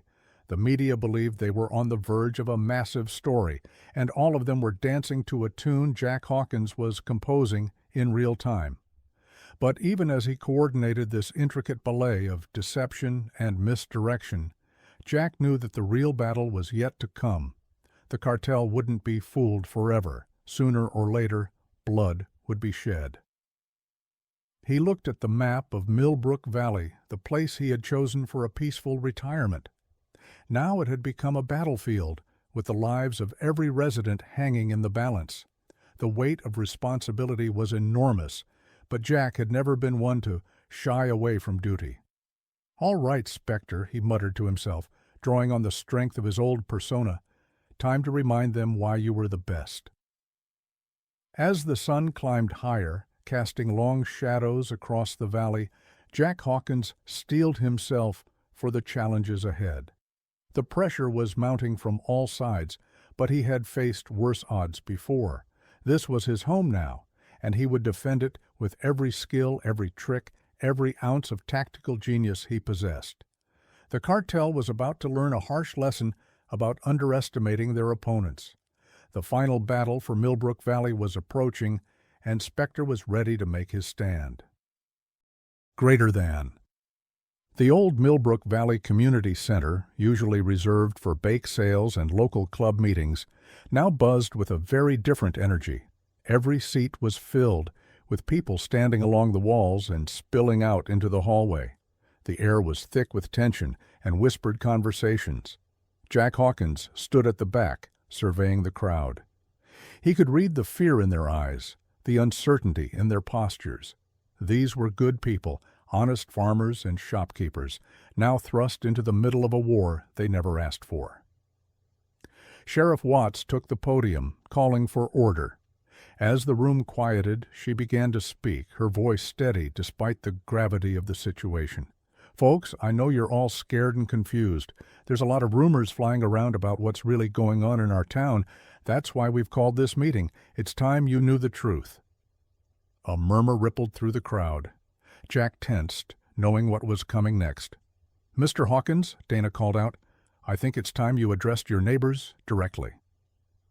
All eyes turned to Jack as he made his way to the front. He could feel the weight of their gazes, the mix of curiosity and apprehension. As he reached the podium, he took a deep breath, steeling himself for what he was about to do. "My friends," he began, his voice carrying easily across the room, "I owe you all an apology. I came to Millbrook Valley seeking peace, a quiet place to retire. Instead, I've brought war to your doorstep." The room was dead silent now, every ear straining to catch his words. "Many of you have suspected that I'm more than just a simple organic farmer. You're right. For most of my life, I was a soldier, an operative for our country's most secretive military units. My call sign was Spectre."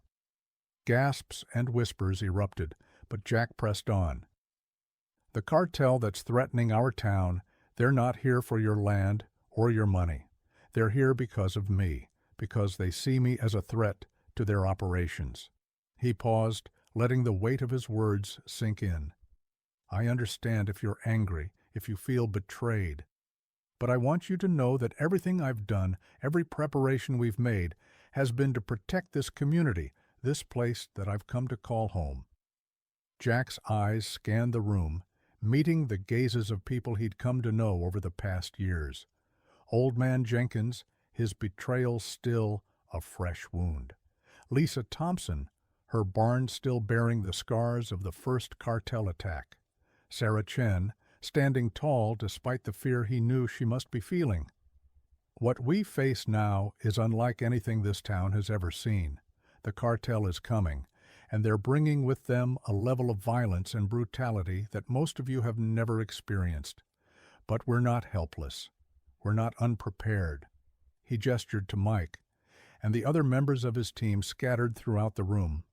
We have a plan, a way to not just defend our homes, but to end this threat once and for all. But for it to work, we need every one of you. This isn't just my fight anymore, it's ours. The room was silent for a long moment. Then, from the back, a voice called out. It was Tom Henderson, one of the oldest farmers in the valley. "Mr. Hawkins, Jack, you've lived among us for years now, helped us when we needed it, asked for nothing in return. If you say this fight is necessary, then I stand with you." Another voice joined in, then another. Soon the room was filled with voices of support, of determination. Jack felt a surge of emotion, a mix of pride and humility. As the meeting continued, Jack outlined their defense plans, assigning roles and responsibilities. The people of Millbrook Valley listened intently, their initial fear giving way to a steely resolve. By the time the meeting adjourned, the atmosphere had transformed. These weren't just scared civilians anymore. They were a community united, ready to defend their homes and their way of life. As the last of the townspeople filed out, Sarah approached Jack, a look of awe on her face. "I've never seen anything like that," she said softly. "You didn't just give them a plan, you gave them hope." Jack nodded, his eyes still on the departing crowd. "Hope is good, but what's coming will take more than hope. It'll take everything we've got." The sun was setting over Millbrook Valley, casting long shadows across the land. In farmhouses and shops, people were preparing, steeling themselves for the battle to come, and at the center of it all stood Jack Hawkins, no longer hiding behind the facade of a simple farmer. Spectre had fully emerged, ready to lead this unlikely army into the fight of their lives. The cartel was coming, but Millbrook Valley would be ready. Greater than. The pre-dawn air was crisp and heavy with anticipation as Jack Hawkins surveyed the valley from his vantage point on the old fire watch tower. In the dim light, he could make out the silhouettes of his team moving into position. Today was the day they would execute their most audacious plan yet. Operation Smokescreen. "All units, check in," Jack's voice crackled over the secure comm channel. One by one, his team responded. Mike from his sniper's nest, Sarah coordinating from the command center, Sheriff Watts with her deputies, and the various town volunteers at their assigned posts. "Remember," Jack said, his voice calm but authoritative, "the success of this operation depends on timing and coordination. Stick to the plan, and we just might pull this off." As the first rays of sunlight began to peek over the horizon, Jack gave the signal. "Initiate Phase 1. Across Millbrook Valley, a series of controlled fires sprang to life. Thick, dark smoke began to billow into the sky, obscuring visibility and creating the illusion of chaos. To any observer, particularly the cartel scouts they knew were watching, it would appear as if the town was under attack. "Phase 1 complete," Sarah reported from the command center. "Satellite imagery confirms smoke cover is effective." Jack allowed himself a grim smile. The trap was set. Now to bait it. "Initiate Phase 2, he ordered. On cue, a cacophony of sounds erupted throughout the valley. Pre-recorded gunfire, explosions, and shouting blared from hidden speakers, creating the illusion of a massive firefight. Meanwhile, teams of volunteers began moving through the smoke, dressed in cartel-like attire, their movements carefully choreographed to mimic an invading force. "Cartel scouts are responding," Mike's voice came through the comm. "They're calling in reinforcements. Looks like they think their advance team launched the attack without orders." Jack nodded to himself. The cartel's eagerness and lack of discipline were playing right into their hands. "Good. Keep me posted on their movements. Sarah, how are we looking on the law enforcement front? State police are holding position at the county line, Sarah reported. The governor's office is running interference, keeping them at bay for now, but we've got media choppers inbound, ETA 10 minutes. Right on schedule, Jack muttered. The presence of the media would further complicate the cartel's response, forcing them to be more cautious in their approach. As the operation progressed, Jack watched the chaos unfold with a mix of pride and tension. The people of Millbrook Valley were performing their roles flawlessly, creating a convincing illusion of a town under siege. Phase 3, go, Jack commanded. This was the most crucial and dangerous part of the plan. Under the cover of smoke and confusion, Jack's core team began to move into position, silently neutralizing the real cartel scouts and infiltrators who had been lured in by the commotion. Jack himself descended from the watchtower, moving like a ghost through the artificial battlefield. Years of training and combat experience guided his every step as he approached his primary target, the cartel's local command post. Through the swirling smoke, Jack caught glimpses of the town he'd come to call home. Farmers who just weeks ago had been tending their crops were now engaged in an elaborate act of deception. Shopkeepers and schoolteachers moved with surprising stealth, laying traps and false trails for the incoming cartel forces. As he neared the suspected location of the cartel's command post, Jack heard Mike's urgent voice in his ear. "Spectre, be advised. Large cartel force approaching from the south. They're not falling for the decoy attacks. Looks like they're zeroing in on your position." Jack's mind raced, quickly adapting to this new development. "Understood. All units, prepare to shift to contingency plan Delta. Sarah, alert the National Guard units on standby. Looks like we might need that backup after all." Just then, a burst of genuine gunfire cut through the choreographed chaos. Jack ducked behind an abandoned tractor, his instincts taking over. Through the haze, he could make out the forms of heavily armed men approaching, the cartel's elite strike team. For a moment, Jack Hawkins disappeared, and Spectre emerged fully. This was no longer an elaborate ruse. The real battle for Millbrook Valley was about to begin. As he readied his weapon, Jack allowed himself one last thought of the peaceful life he'd hoped to find here. Then, with a deep breath, he stepped out to face the oncoming storm. Operation Smokescreen had served its purpose, sowing confusion and drawing the cartel into a trap. But now, as the first rays of sun began to cut through the artificial haze, Jack knew that the true test lay ahead. The fate of Millbrook Valley would be decided not by clever tactics or elaborate deceptions, but by the courage and determination of its people. And at their head stood a man who had spent his entire life preparing for this moment. Spectre was ready for war, and Millbrook Valley was about to become a battlefield unlike any the cartel had ever seen. The final confrontation was at hand, and there would be no turning back. Greater than.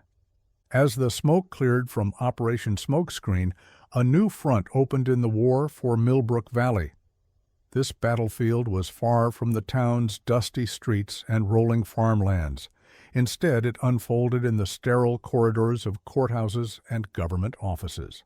Jack Hawkins found himself in an unfamiliar arena, trading his tactical gear for a suit and tie. The cartel, reeling from their failed assault, had shifted strategies. They were now attempting to use the very legal system they had long subverted to strike back at Millbrook Valley.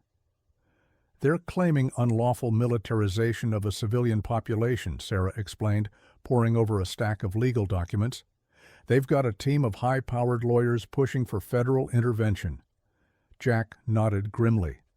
He had anticipated this move, but the speed and ferocity of the legal assault were still surprising. "What's our status?" Sheriff Watts, looking uncomfortable in her dress uniform, sighed heavily. "It's not good, Jack. The state's attorney general is under pressure to launch a full investigation. We've got subpoenas coming in for half the town." The irony wasn't lost on Jack. They had successfully defended Millbrook Valley from a physical invasion, only to now face the threat of being torn apart by the very laws they had sought to protect. "We need to fight fire with fire," Jack declared. "It's time to call in our own legal team." With that, he reached out to contacts he'd hoped never to use. Within hours, a crack team of lawyers, many with backgrounds in national security and counterterrorism law, descended upon Millbrook Valley. The town hall was transformed into a legal war room. Maps of cartel movements were replaced by stacks of legal precedents. Tactical discussions gave way to debates over constitutional law and states' rights. Jack watched as his team adapted to this new form of warfare. Mike, usually behind a sniper rifle, was now poring over financial records, tracing the cartel's money trails.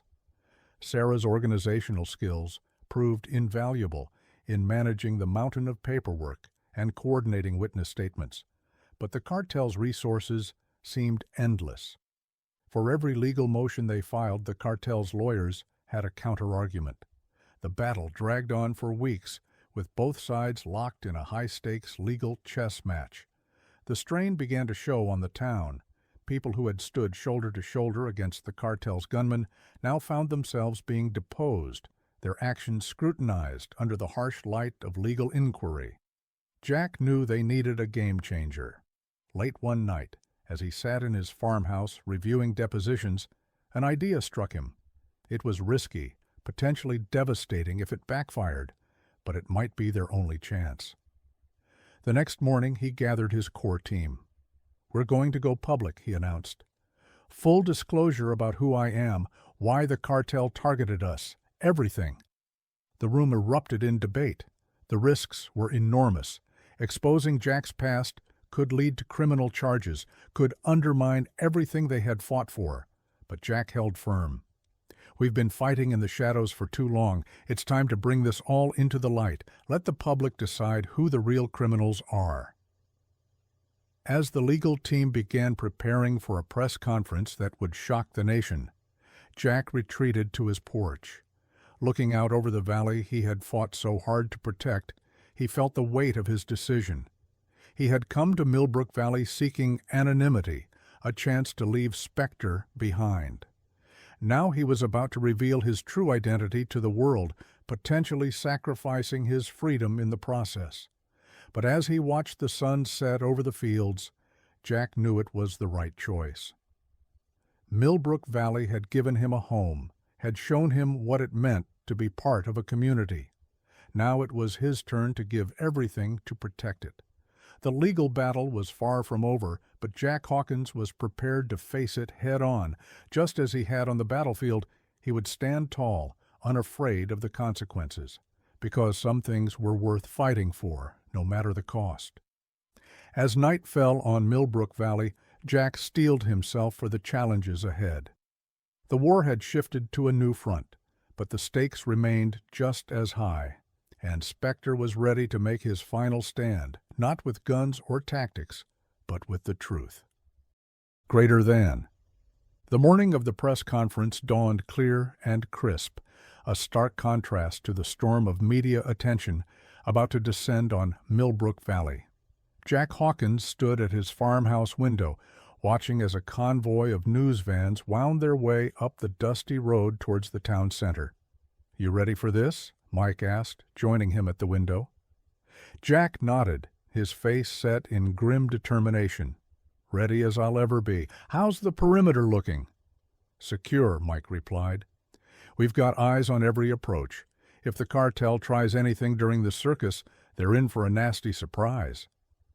As they made their way to the hastily constructed podium in front of the town hall, Jack could feel the weight of every gaze upon him.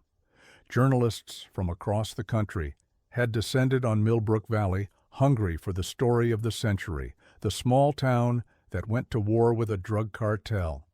Sheriff Watts was already at the podium, fielding preliminary questions with a mix of professionalism and small-town charm. When she saw Jack approach, she gave him a nod of encouragement before stepping aside. The crowd fell silent as Jack took his place behind the microphones. Camera flashes erupted, and Jack was momentarily transported back to the muzzle flashes of distant battlefields. He pushed the memory aside, focusing on the task at hand. "Good morning," he began, his voice steady. "My name is Jack Hawkins, though for many years I was known by another name, Spectre." A murmur rippled through the assembled journalists. Jack pressed on, recounting his military background, his reasons for coming to Millbrook Valley, and the events that had led to the current situation. As he spoke, he could see the reporters furiously scribbling notes, their eyes wide with the realization of the story unfolding before them. This wasn't just about a town defending itself. This was about covert operations, international drug cartels, and a shadow war being fought on American soil. "I stand before you today not as a hero," Jack continued, "but as a man who has made difficult choices in service of his country and his community. I am fully prepared to face the consequences of my actions."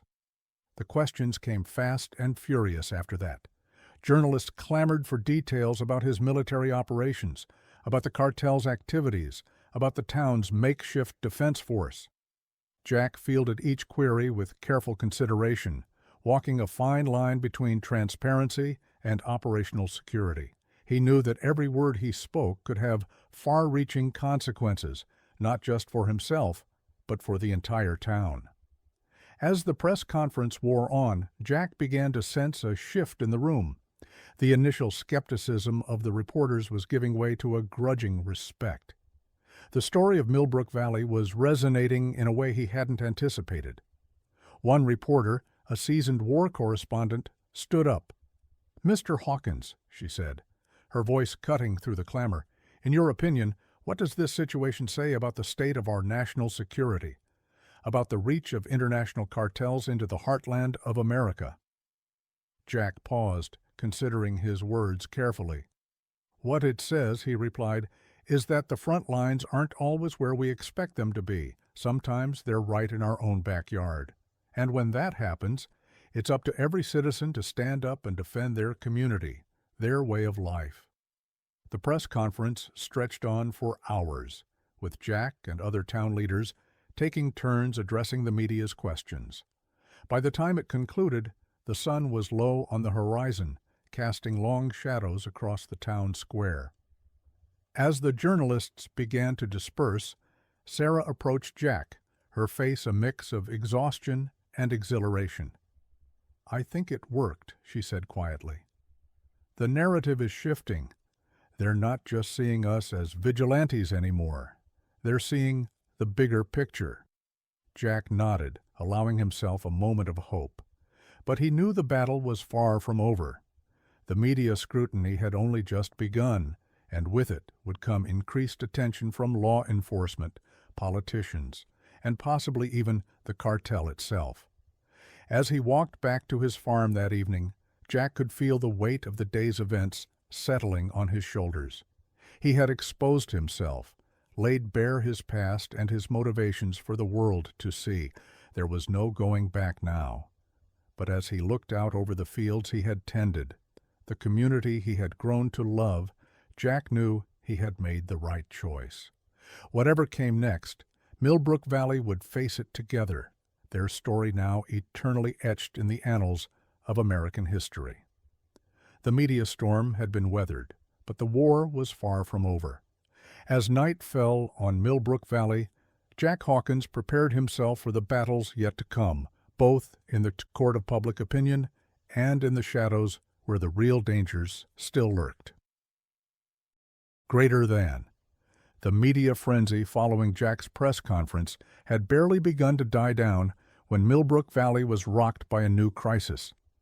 In the dead of night, a series of explosions tore through the town's water treatment plant, sending plumes of acrid smoke into the sky and leaving half the valley without clean water. Jack Hawkins was on the scene within minutes, his instincts on high alert. As he surveyed the damage, a sinking feeling settled in his gut. This attack didn't fit the cartel's usual modus operandi. "What are we looking at?" Sheriff Watts asked, joining him at the perimeter of the smoldering facility. Jack's eyes narrowed as he scanned the debris. "This wasn't the cartel," he said grimly. "Look at the precision of the blast points, the timing. This is military-grade work." Realization dawned on Dana's face. A false flag operation? But who? "Someone who wants to discredit us," Jack finished. "Someone who stands to benefit from painting Millbrook Valley as unable to protect itself." As if on cue, Sarah's voice crackled over their secure comms. "Jack, you need to see this.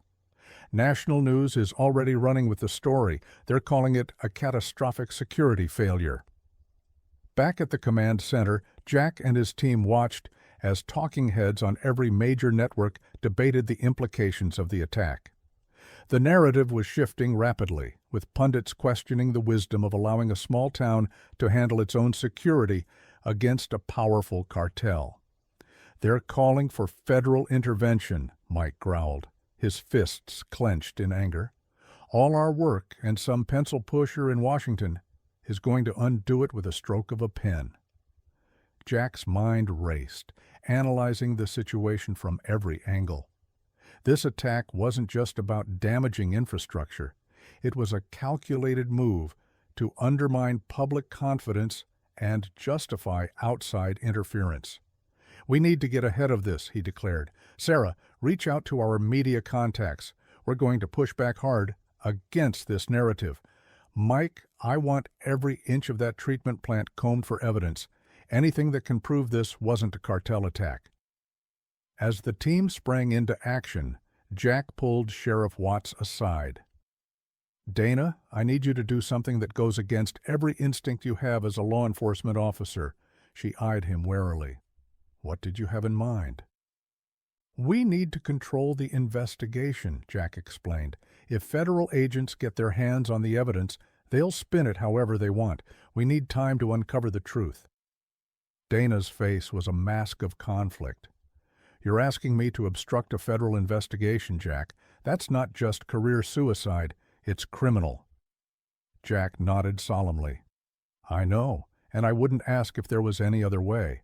But right now, the future of Millbrook Valley hangs in the balance. We need to buy time." After a long moment, Dana nodded. "All right, but we do this my way. Clean, by the book as much as possible. I won't compromise my integrity or the integrity of my department." As dawn broke over the valley, Jack's team was working tirelessly. Mike and his group had cordoned off the water treatment plant, meticulously gathering and cataloging evidence. Sarah was coordinating with friendly media contacts, working to counter the narrative of failure and incompetence. Jack, meanwhile, was piecing together the puzzle. The sophistication of the attack, the timing, the immediate media response, it all pointed to a level of coordination that went beyond just the cartel. "Got something?" Mike's voice crackled over the comm. "You're going to want to see this, boss." At the treatment plant, Mike handed Jack a small, partially melted device. "Found this in the rubble. It's not part of the plant's equipment." Jack examined the device, his eyes widening in recognition. "This is a specialized detonator, top-secret stuff used only by—" "Special Forces," Mike finished, his face grim. The implications were staggering. This wasn't just a false flag operation by some shadowy government agency. This was a betrayal from within the highest echelons of the military, the very institution Jack had served for most of his life. As they digested this new information, Sarah's voice came urgently over the comm.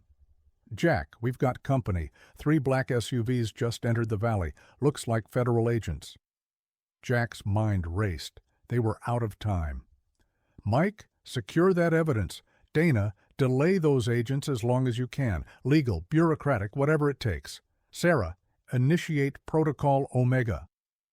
Protocol Omega was their last resort, a scorched earth tactic that would erase all digital traces of their operation and disperse their assets.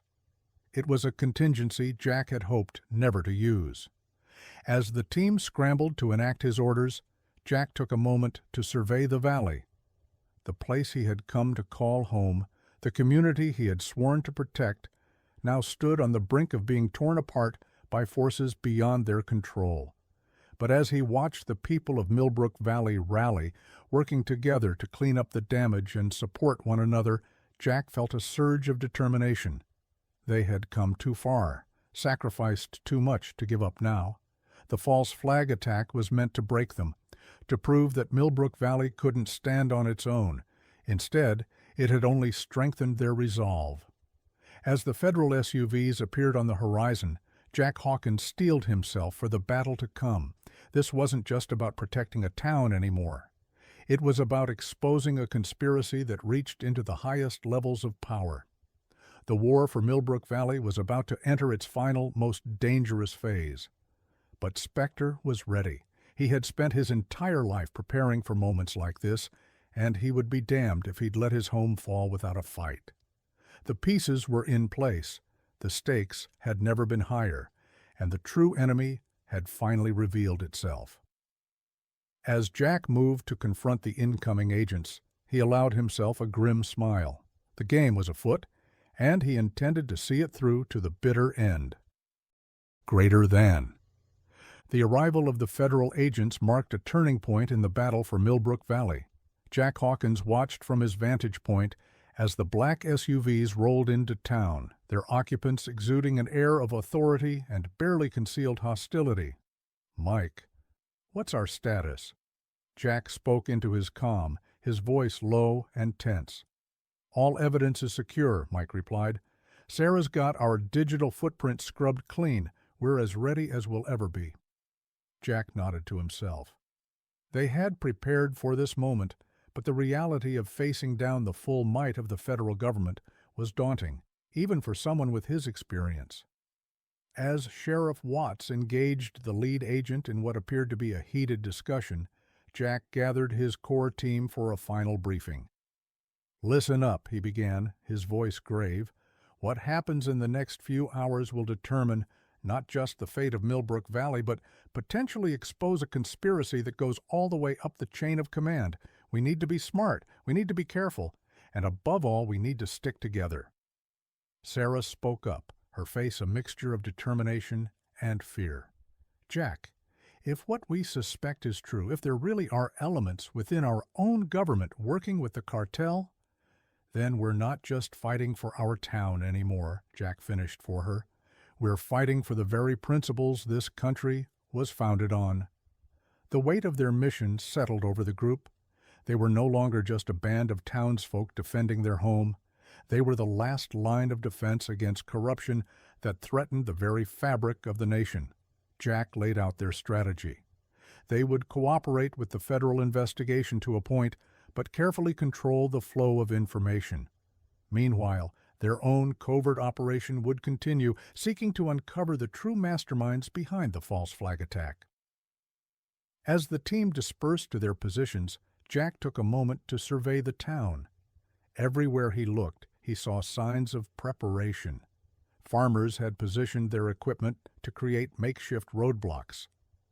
The local gun club, now a well-trained militia, stood ready to defend key points throughout the valley. But it wasn't just the physical preparations that struck Jack. It was the resolve he saw in the eyes of every resident. These people, who just months ago had been living quiet, ordinary lives, were now ready to stand against forces they barely understood, all to protect their way of life. Jack's comm crackled to life. "Spectre, this is Eagle Eye," came Mike's voice, using their old military call signs. "I've got movement on the ridgeline. Doesn't look like feds." Jack's blood ran cold. The cartel. In the chaos of dealing with the federal intervention, they had let their guard down against their original enemy. "All units, battle stations," Jack commanded, slipping effortlessly back into his role as a military commander. "This is not a drill. I repeat, this is not a drill." As sirens began to wail across the valley, Jack Hawkins steeled himself for what was to come. They were about to face a two-front war, the cartel on one side, corrupt government forces on the other. The odds were overwhelming, the stakes unimaginable. But as he watched the people of Millbrook Valley rally, taking up positions and preparing for battle, Jack felt a surge of pride and determination. They had come too far to back down now. The final stand for Millbrook Valley was about to begin, and Spectre was ready to lead the charge one last time. As night fell, the valley held its breath, waiting for the storm to break.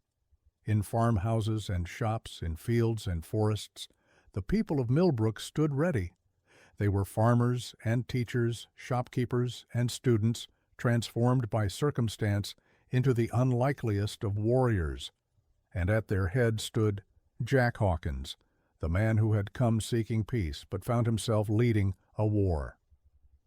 As he checked his weapon and surveyed the defensive positions one last time, he allowed himself a moment of reflection. This was not the life he had envisioned when he came to Millbrook Valley. But looking at the community that had rallied around him, the bonds forged in the heat of battle, he knew he wouldn't have it any other way. Whatever the dawn might bring, Spectre and the people of Millbrook Valley would face it together. The final battle was at hand, and they were ready. Greater than.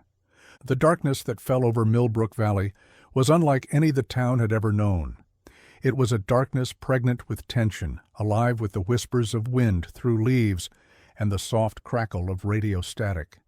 Jack Hawkins stood atop the old water tower, his eyes scanning the horizon, searching for the first signs of the coming storm. "Anything on the thermals, Mike?" Jack's voice was barely above a whisper in the calm. "Negative, Spectre," came the reply. "Wait. Got movement. Southeast ridge. At least 24 heat signatures." Jack's jaw clenched. The cartel was making its move. "Sarah, status on our Fed friends?" "They're still at the sheriff's office," Sarah reported. "Watts is keeping them busy with paperwork and jurisdictional disputes." A grim smile crossed Jack's face. Dana was buying them precious time, but it wouldn't last forever. They needed to deal with the cartel threat before the feds caught wind of it. "All units, this is Spectre," Jack broadcast across the secure channel. "Initiate Operation Thunderclap. I repeat, initiate Operation Thunderclap." Across the valley, the defenders of Millbrook sprang into action. Farmers fired up their tractors, creating a cacophony that masked the sound of the town's defenders moving into position. The local theater group, in an inspired bit of misdirection, began setting off fireworks and smoke machines, further confusing any watching eyes. Jack rappelled down from the water tower, landing softly in the shadows. He moved swiftly through the town, a ghost in the night, coordinating the defense and bolstering morale with his mere presence. The first shots rang out just past midnight. The cartel, thinking they had the element of surprise, charged into the valley, only to find themselves caught in a deadly crossfire. Jack's carefully laid defenses sprang to life, turning the idyllic farmland into a gauntlet of booby traps and ambush points. "They're pushing hard on the west flank," Mike's voice crackled over the comm. "Thompson's farm is taking heavy fire." "Roger that," Jack replied, already moving. "Sarah, get our reserve team to reinforce Thompson. I'm heading there now." As Jack raced towards the embattled farm, the night erupted into chaos. The air was filled with the rattle of gunfire, the whoosh of homemade incendiaries, and the shouts of men locked in mortal combat. Jack arrived at Thompson's farm to find a scene of fierce resistance. Old Man Thompson himself, a veteran of Vietnam, was coordinating the defense with a steady hand and a steely glint in his eye. "Glad you could make it to the party, Hawkins," Thompson growled, ducking as a burst of gunfire peppered the barn wall above them. "Wouldn't miss it for the world," Jack replied, already assessing the situation. The cartel forces were pressing hard, using their superior numbers to try and overwhelm the farm's defenders. Jack keyed his comm. "Mike, I need fire support on the southeastern approach to Thompson's. Danger close." Seconds later, the crack of Mike's high-powered rifle split the night. The cartel's advance faltered as their lead elements went down with surgical precision. Taking advantage of the momentary confusion, Jack led a counterattack. He moved like a force of nature, years of training and combat experience guiding every step, every shot. The defenders of Millbrook, ordinary people turned warriors, rallied behind him. For hours, the battle raged across the valley. The cartel, despite their numbers and firepower, found themselves constantly off balance, outmaneuvered at every turn by Jack's tactics and the defenders' knowledge of the terrain. As dawn began to break, painting the sky in hues of pink and gold, the tide of battle had clearly turned. The cartel forces were in full retreat, leaving behind their dead and wounded. Jack stood on a hilltop watching as the last of the cartel vehicles sped away into the distance. The valley below was scarred by the night's violence, but it had held. Millbrook had survived. But even as a cheer went up from the exhausted defenders, Jack knew their trials were far from over. The sound of approaching helicopters reached his ears, not cartel, but government. The federal agents were finally making their move. "All units, this is Spectre," Jack broadcast. "We've won the battle, but the war isn't over. Prepare for Phase 2. As the people of Millbrook turned to face this new threat, Jack allowed himself a moment of pride. They had stood against impossible odds and emerged victorious. Whatever came next, he knew this community would face it together. The night of reckoning had passed, but the dawn brought with it new challenges, and Spectre was ready to meet them head-on. Greater than. The sun rose over Millbrook Valley, illuminating a landscape forever changed. The scars of battle were evident everywhere, scorched fields, bullet-riddled buildings, and the somber faces of those who had fought through the night. But there was something else in the air, a palpable sense of pride and unity that seemed to infuse every resident. Jack Hawkins stood on his porch watching as the community began the process of rebuilding. The sound of hammers and saws filled the air, punctuated by the occasional shout of encouragement or request for help. It was a scene that would have been unimaginable just months ago. Farmers and shopkeepers working side by side with the same determination they had shown in battle. Sarah approached, her face etched with exhaustion, but her eyes bright. "Jack, you need to see this," she said, handing him a tablet. On the screen, news reports from across the country were pouring in. The Battle of Millbrook Valley had captured the nation's attention. Footage of ordinary citizens standing up to the cartel, led by a mysterious ex-military figure, had gone viral. The narrative was shifting rapidly. "They're calling us heroes," Sarah said, her voice a mix of awe and disbelief. Jack nodded, his expression thoughtful. "Heroes or vigilantes, depending on who you ask. But what matters is that the truth is getting out there." As if on cue, a convoy of vehicles appeared on the horizon. But these weren't the black SUVs of federal agents or the armed trucks of cartel members. These were news vans, dozens of them, all racing to be the first to get the story of Millbrook Valley. "Looks like our quiet little town is about to become the center of attention," Mike observed, joining them on the porch. Jack turned to his friends, his face serious. "This is our chance to control the narrative, to make sure the world understands what really happened here and why." For the next several hours, Jack and the other town leaders gave interviews, walked reporters through the battle sites, and shared their stories. They spoke of community, of standing up for what's right, and of the corrupt forces that had driven them to such extreme measures. As the day wore on, another group arrived in Millbrook Valley. These were investigators from the highest levels of government, sent to look into Jack's claims of corruption and collusion between certain officials and the cartel. Jack met with them in the town hall, laying out everything they had uncovered: the false flag operation, the attempts to discredit Millbrook's defense, and the evidence linking it all back to powerful figures in Washington. "We're not looking for praise or rewards," Jack told the lead investigator. "All we want is for the truth to come out, and for those responsible to be held accountable." As night fell once again on Millbrook Valley, there was a sense that something fundamental had shifted. The town that had been pushed to the brink of destruction had emerged stronger, more united than ever before.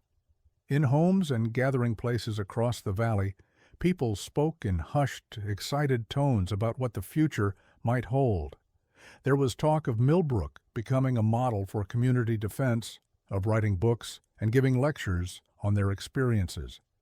Jack, however, found himself drawn back to his farm. As he walked the fields that had so recently been a battlefield, he reflected on the journey that had brought him here. He had come to Millbrook seeking peace, only to find himself thrust back into conflict.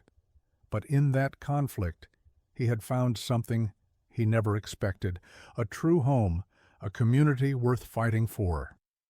As he reached the top of a small hill, Jack paused, looking out over the valley. The lights of the town twinkled in the distance, a beacon of resilience in the gathering darkness. He thought of the challenges that still lay ahead, the legal battles, the media scrutiny, the long process of healing and rebuilding. But for the first time in a long while, Jack Hawkins felt truly at peace. Whatever came next, he knew that Millbrook Valley would face it together. The war was over, and a new era had dawned. As he turned to head back to his house, Jack allowed himself a small smile. Spectre, the ghost of his past, could finally rest. Here, in this unlikely place, Jack Hawkins had found not just a home, but a future. The dawn of a new era had arrived for Millbrook Valley, and Jack was ready to embrace it with open arms. Greater than. The weeks following the Battle of Millbrook Valley saw a flurry of activity, unlike anything the town had ever experienced. Federal agents, once viewed with suspicion, now worked alongside town residents to piece together the full story of what had transpired. Jack Hawkins found himself at the center of it all, spending long hours in debriefings and interviews. He walked a careful line, balancing the need for transparency with the protection of operational secrets that could put others at risk. Mr. Hawkins, a stern-faced FBI agent, began during one such session. "We're particularly interested in your connections within the military. The level of coordination and tactical expertise displayed in Millbrook's defense suggests access to resources beyond those of a typical small town." Jack met the agent's gaze steadily. "As I've stated before, I utilized personal connections from my time in the service. Every action taken was in defense of this community, and in accordance with the Constitution, I swore to protect." The agent nodded, making a note.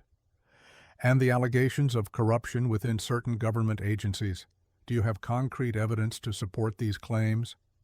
At this, Jack leaned forward. "What we have is a pattern of events that, when viewed together, paint a disturbing picture. I'm more than willing to share everything we've uncovered, but I want assurances that this information will be acted upon, not buried." As the federal investigation deepened, Jack noticed a shift in the town's dynamics. The initial unity born of shared struggle began to fray at the edges. Some residents, weary of the constant scrutiny, longed for a return to normalcy. Others saw opportunities in their newfound fame, pushing for book deals and movie rights. Sarah approached Jack one evening, her face etched with concern.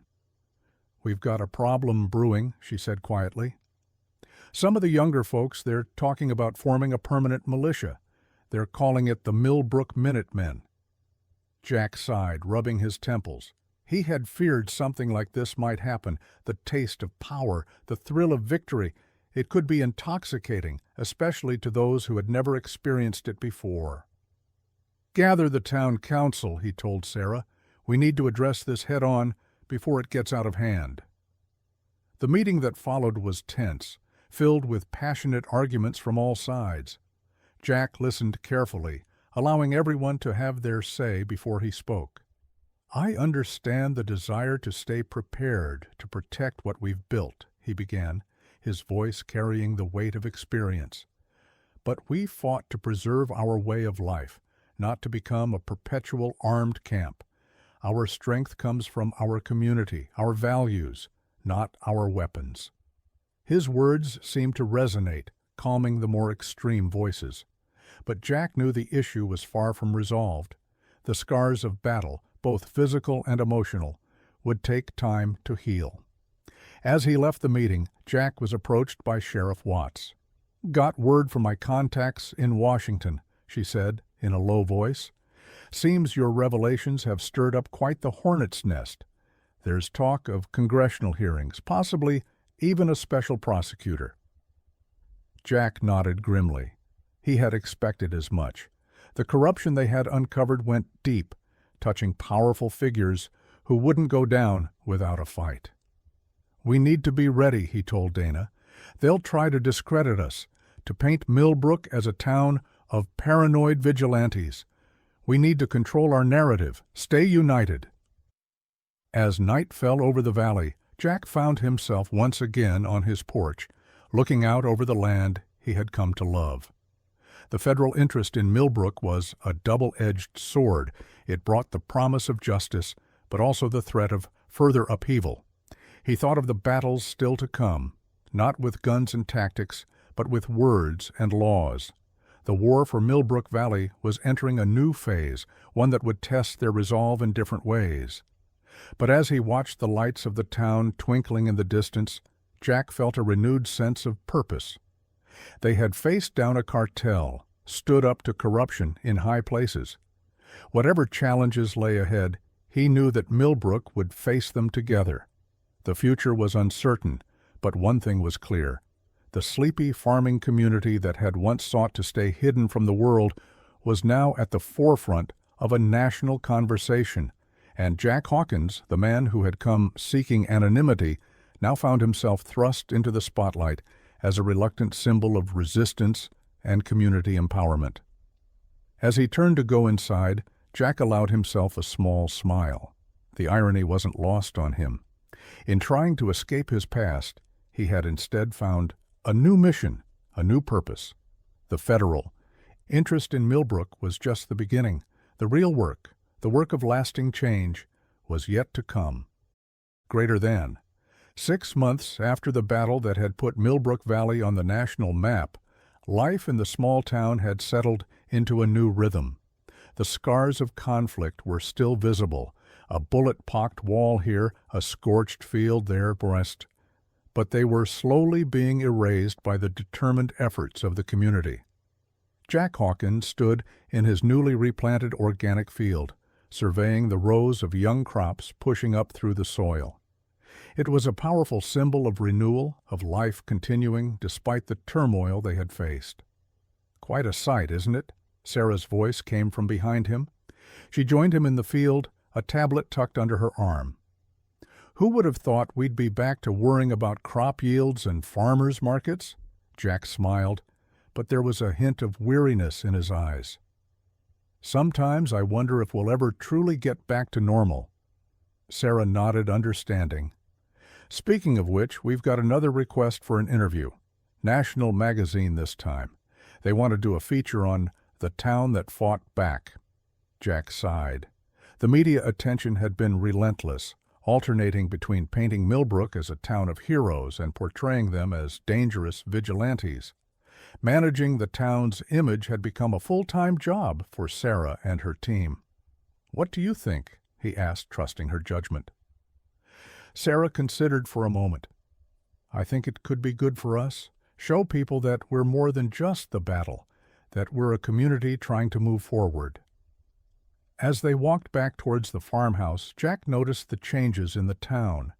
New faces had arrived, drawn by Millbrook's story of resistance and community spirit.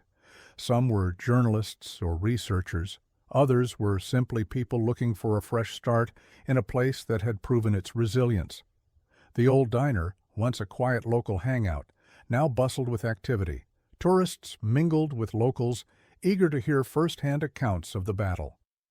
Jack could see Mike at his usual table, regaling a group of wide-eyed visitors with tales of their defense strategies.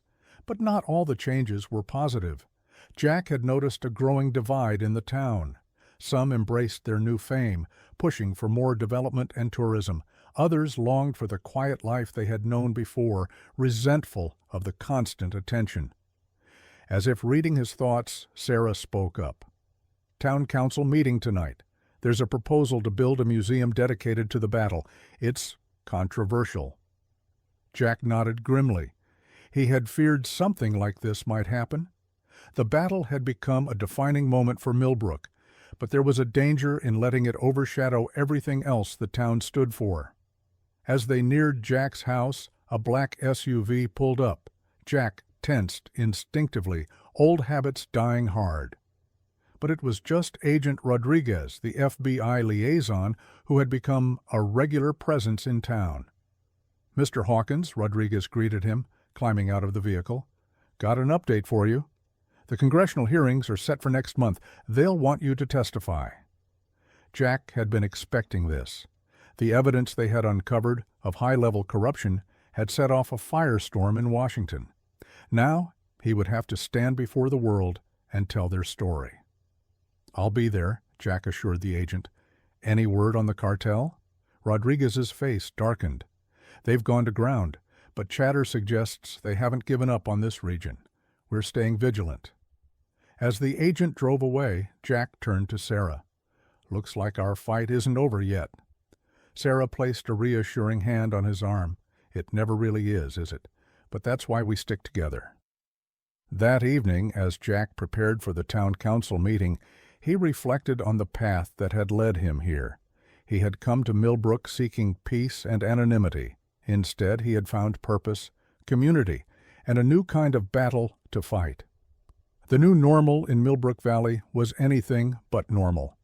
It was a delicate balance of old and new, of holding onto their values while adapting to their changed circumstances. It was a daily challenge, but one that Jack was prepared to face. As he stepped out into the golden light of the setting sun, Jack Hawkins felt a sense of determination. The war might be over, but the work of building a lasting peace was just beginning. And he would be there, every step of the way, helping to guide Millbrook Valley into whatever future lay ahead. The town that had fought back was now fighting for its soul, for its identity. And in that fight, Jack knew every voice, every action, every choice would matter. The new normal was still being defined, and he was ready to play his part in shaping it. Greater than. 1 year to the day after the battle that had changed everything, Millbrook Valley gathered to commemorate the anniversary. The town square, once the site of fierce fighting, was now adorned with banners and flowers. A small monument had been erected, bearing the names of those who had fallen in defense of their home. Jack Hawkins stood before the assembled crowd, his weathered face solemn, as he addressed his friends and neighbors. "A year ago we faced a threat that seemed insurmountable," he began, his voice carrying across the hushed gathering. "We were just farmers, teachers, shopkeepers, but when the moment came, we proved to be so much more. We became guardians of this valley, protectors of our way of life." As Jack spoke, he could see the mix of emotions on the faces before him. Pride, sorrow, determination, all were reflected in the eyes of those who had lived through that harrowing time. "But our fight didn't end with the last bullet fired," Jack continued. "This past year has brought new challenges. We've had to redefine who we are, to find a balance between remembering our struggle and moving forward." He paused, his gaze sweeping across the crowd. "Some have asked why we don't do more to capitalize on our fame, why we haven't turned Millbrook into a tourist attraction or a monument to resistance. The answer is simple: because that's not who we are." A murmur of agreement rippled through the audience. "We are farmers who tend our land with care. We are teachers who nurture the minds of our young. We are craftsmen and artisans who take pride in our work. That is our true strength, our true legacy." As Jack concluded his speech, Sarah stepped forward to unveil a new sign at the edge of town. It read simply, "Welcome to Millbrook Valley, where community matters." The crowd dispersed slowly, many stopping to shake Jack's hand or share a word of thanks. As the square emptied, Jack found himself approached by a familiar face, Agent Rodriguez, the FBI liaison. "Quite a speech, Mr. Hawkins," Rodriguez said, genuine admiration in his voice. "You've managed to keep this town grounded despite everything that's happened." Jack nodded, appreciating the compliment. It hasn't been easy. There are still those who want to change things, to capitalize on our story. But for now, we're holding true to who we are. Rodriguez's expression turned serious. "That's actually why I'm here. We've received some intelligence I thought you should know about." Jack tensed, immediately alert. "The cartel?" "No, not this time," Rodriguez replied. "It seems your example has inspired others. We're seeing reports of other small towns organizing, preparing to stand up against various threats, everything from criminal organizations to corporate takeovers." Jack absorbed this information, unsure whether to feel pride or concern. "And how is the government viewing this development?" Rodriguez sighed. "It's complicated. Some see it as a positive form of community empowerment. Others worry about the potential for vigilantism. Either way, Millbrook Valley is being watched closely. You're seen as the blueprint." As Rodriguez departed, Jack found himself joined by Mike and Sarah. They had overheard the conversation, and their faces showed a mix of excitement and apprehension. "So we started a movement," Mike mused, a hint of his old mischievous grin returning. "Not bad for a bunch of country folk, eh?" Sarah, ever the voice of caution, spoke up. "This could be dangerous, Jack. If other towns try to follow our example without understanding the full story, without the right leadership." Jack nodded, understanding her concerns.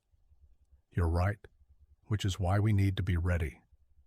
"Ready for what?" Mike asked. "To guide them," Jack replied, his voice firm with resolve.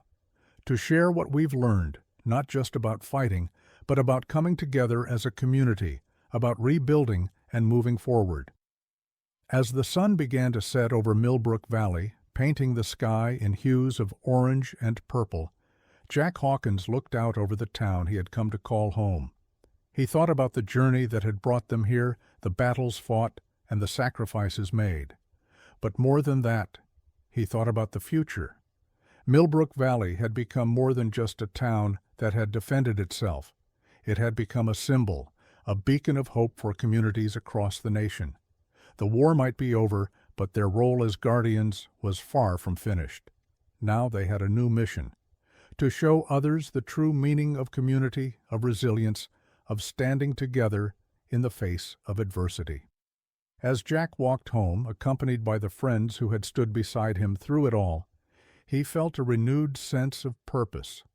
The organic farmer turned reluctant warrior had found his true calling. And Millbrook Valley, the little town that had captured the nation's imagination, was ready to lead by example. The guardians of the valley had become guardians of an ideal, one they were prepared to nurture and protect for years to come. The end.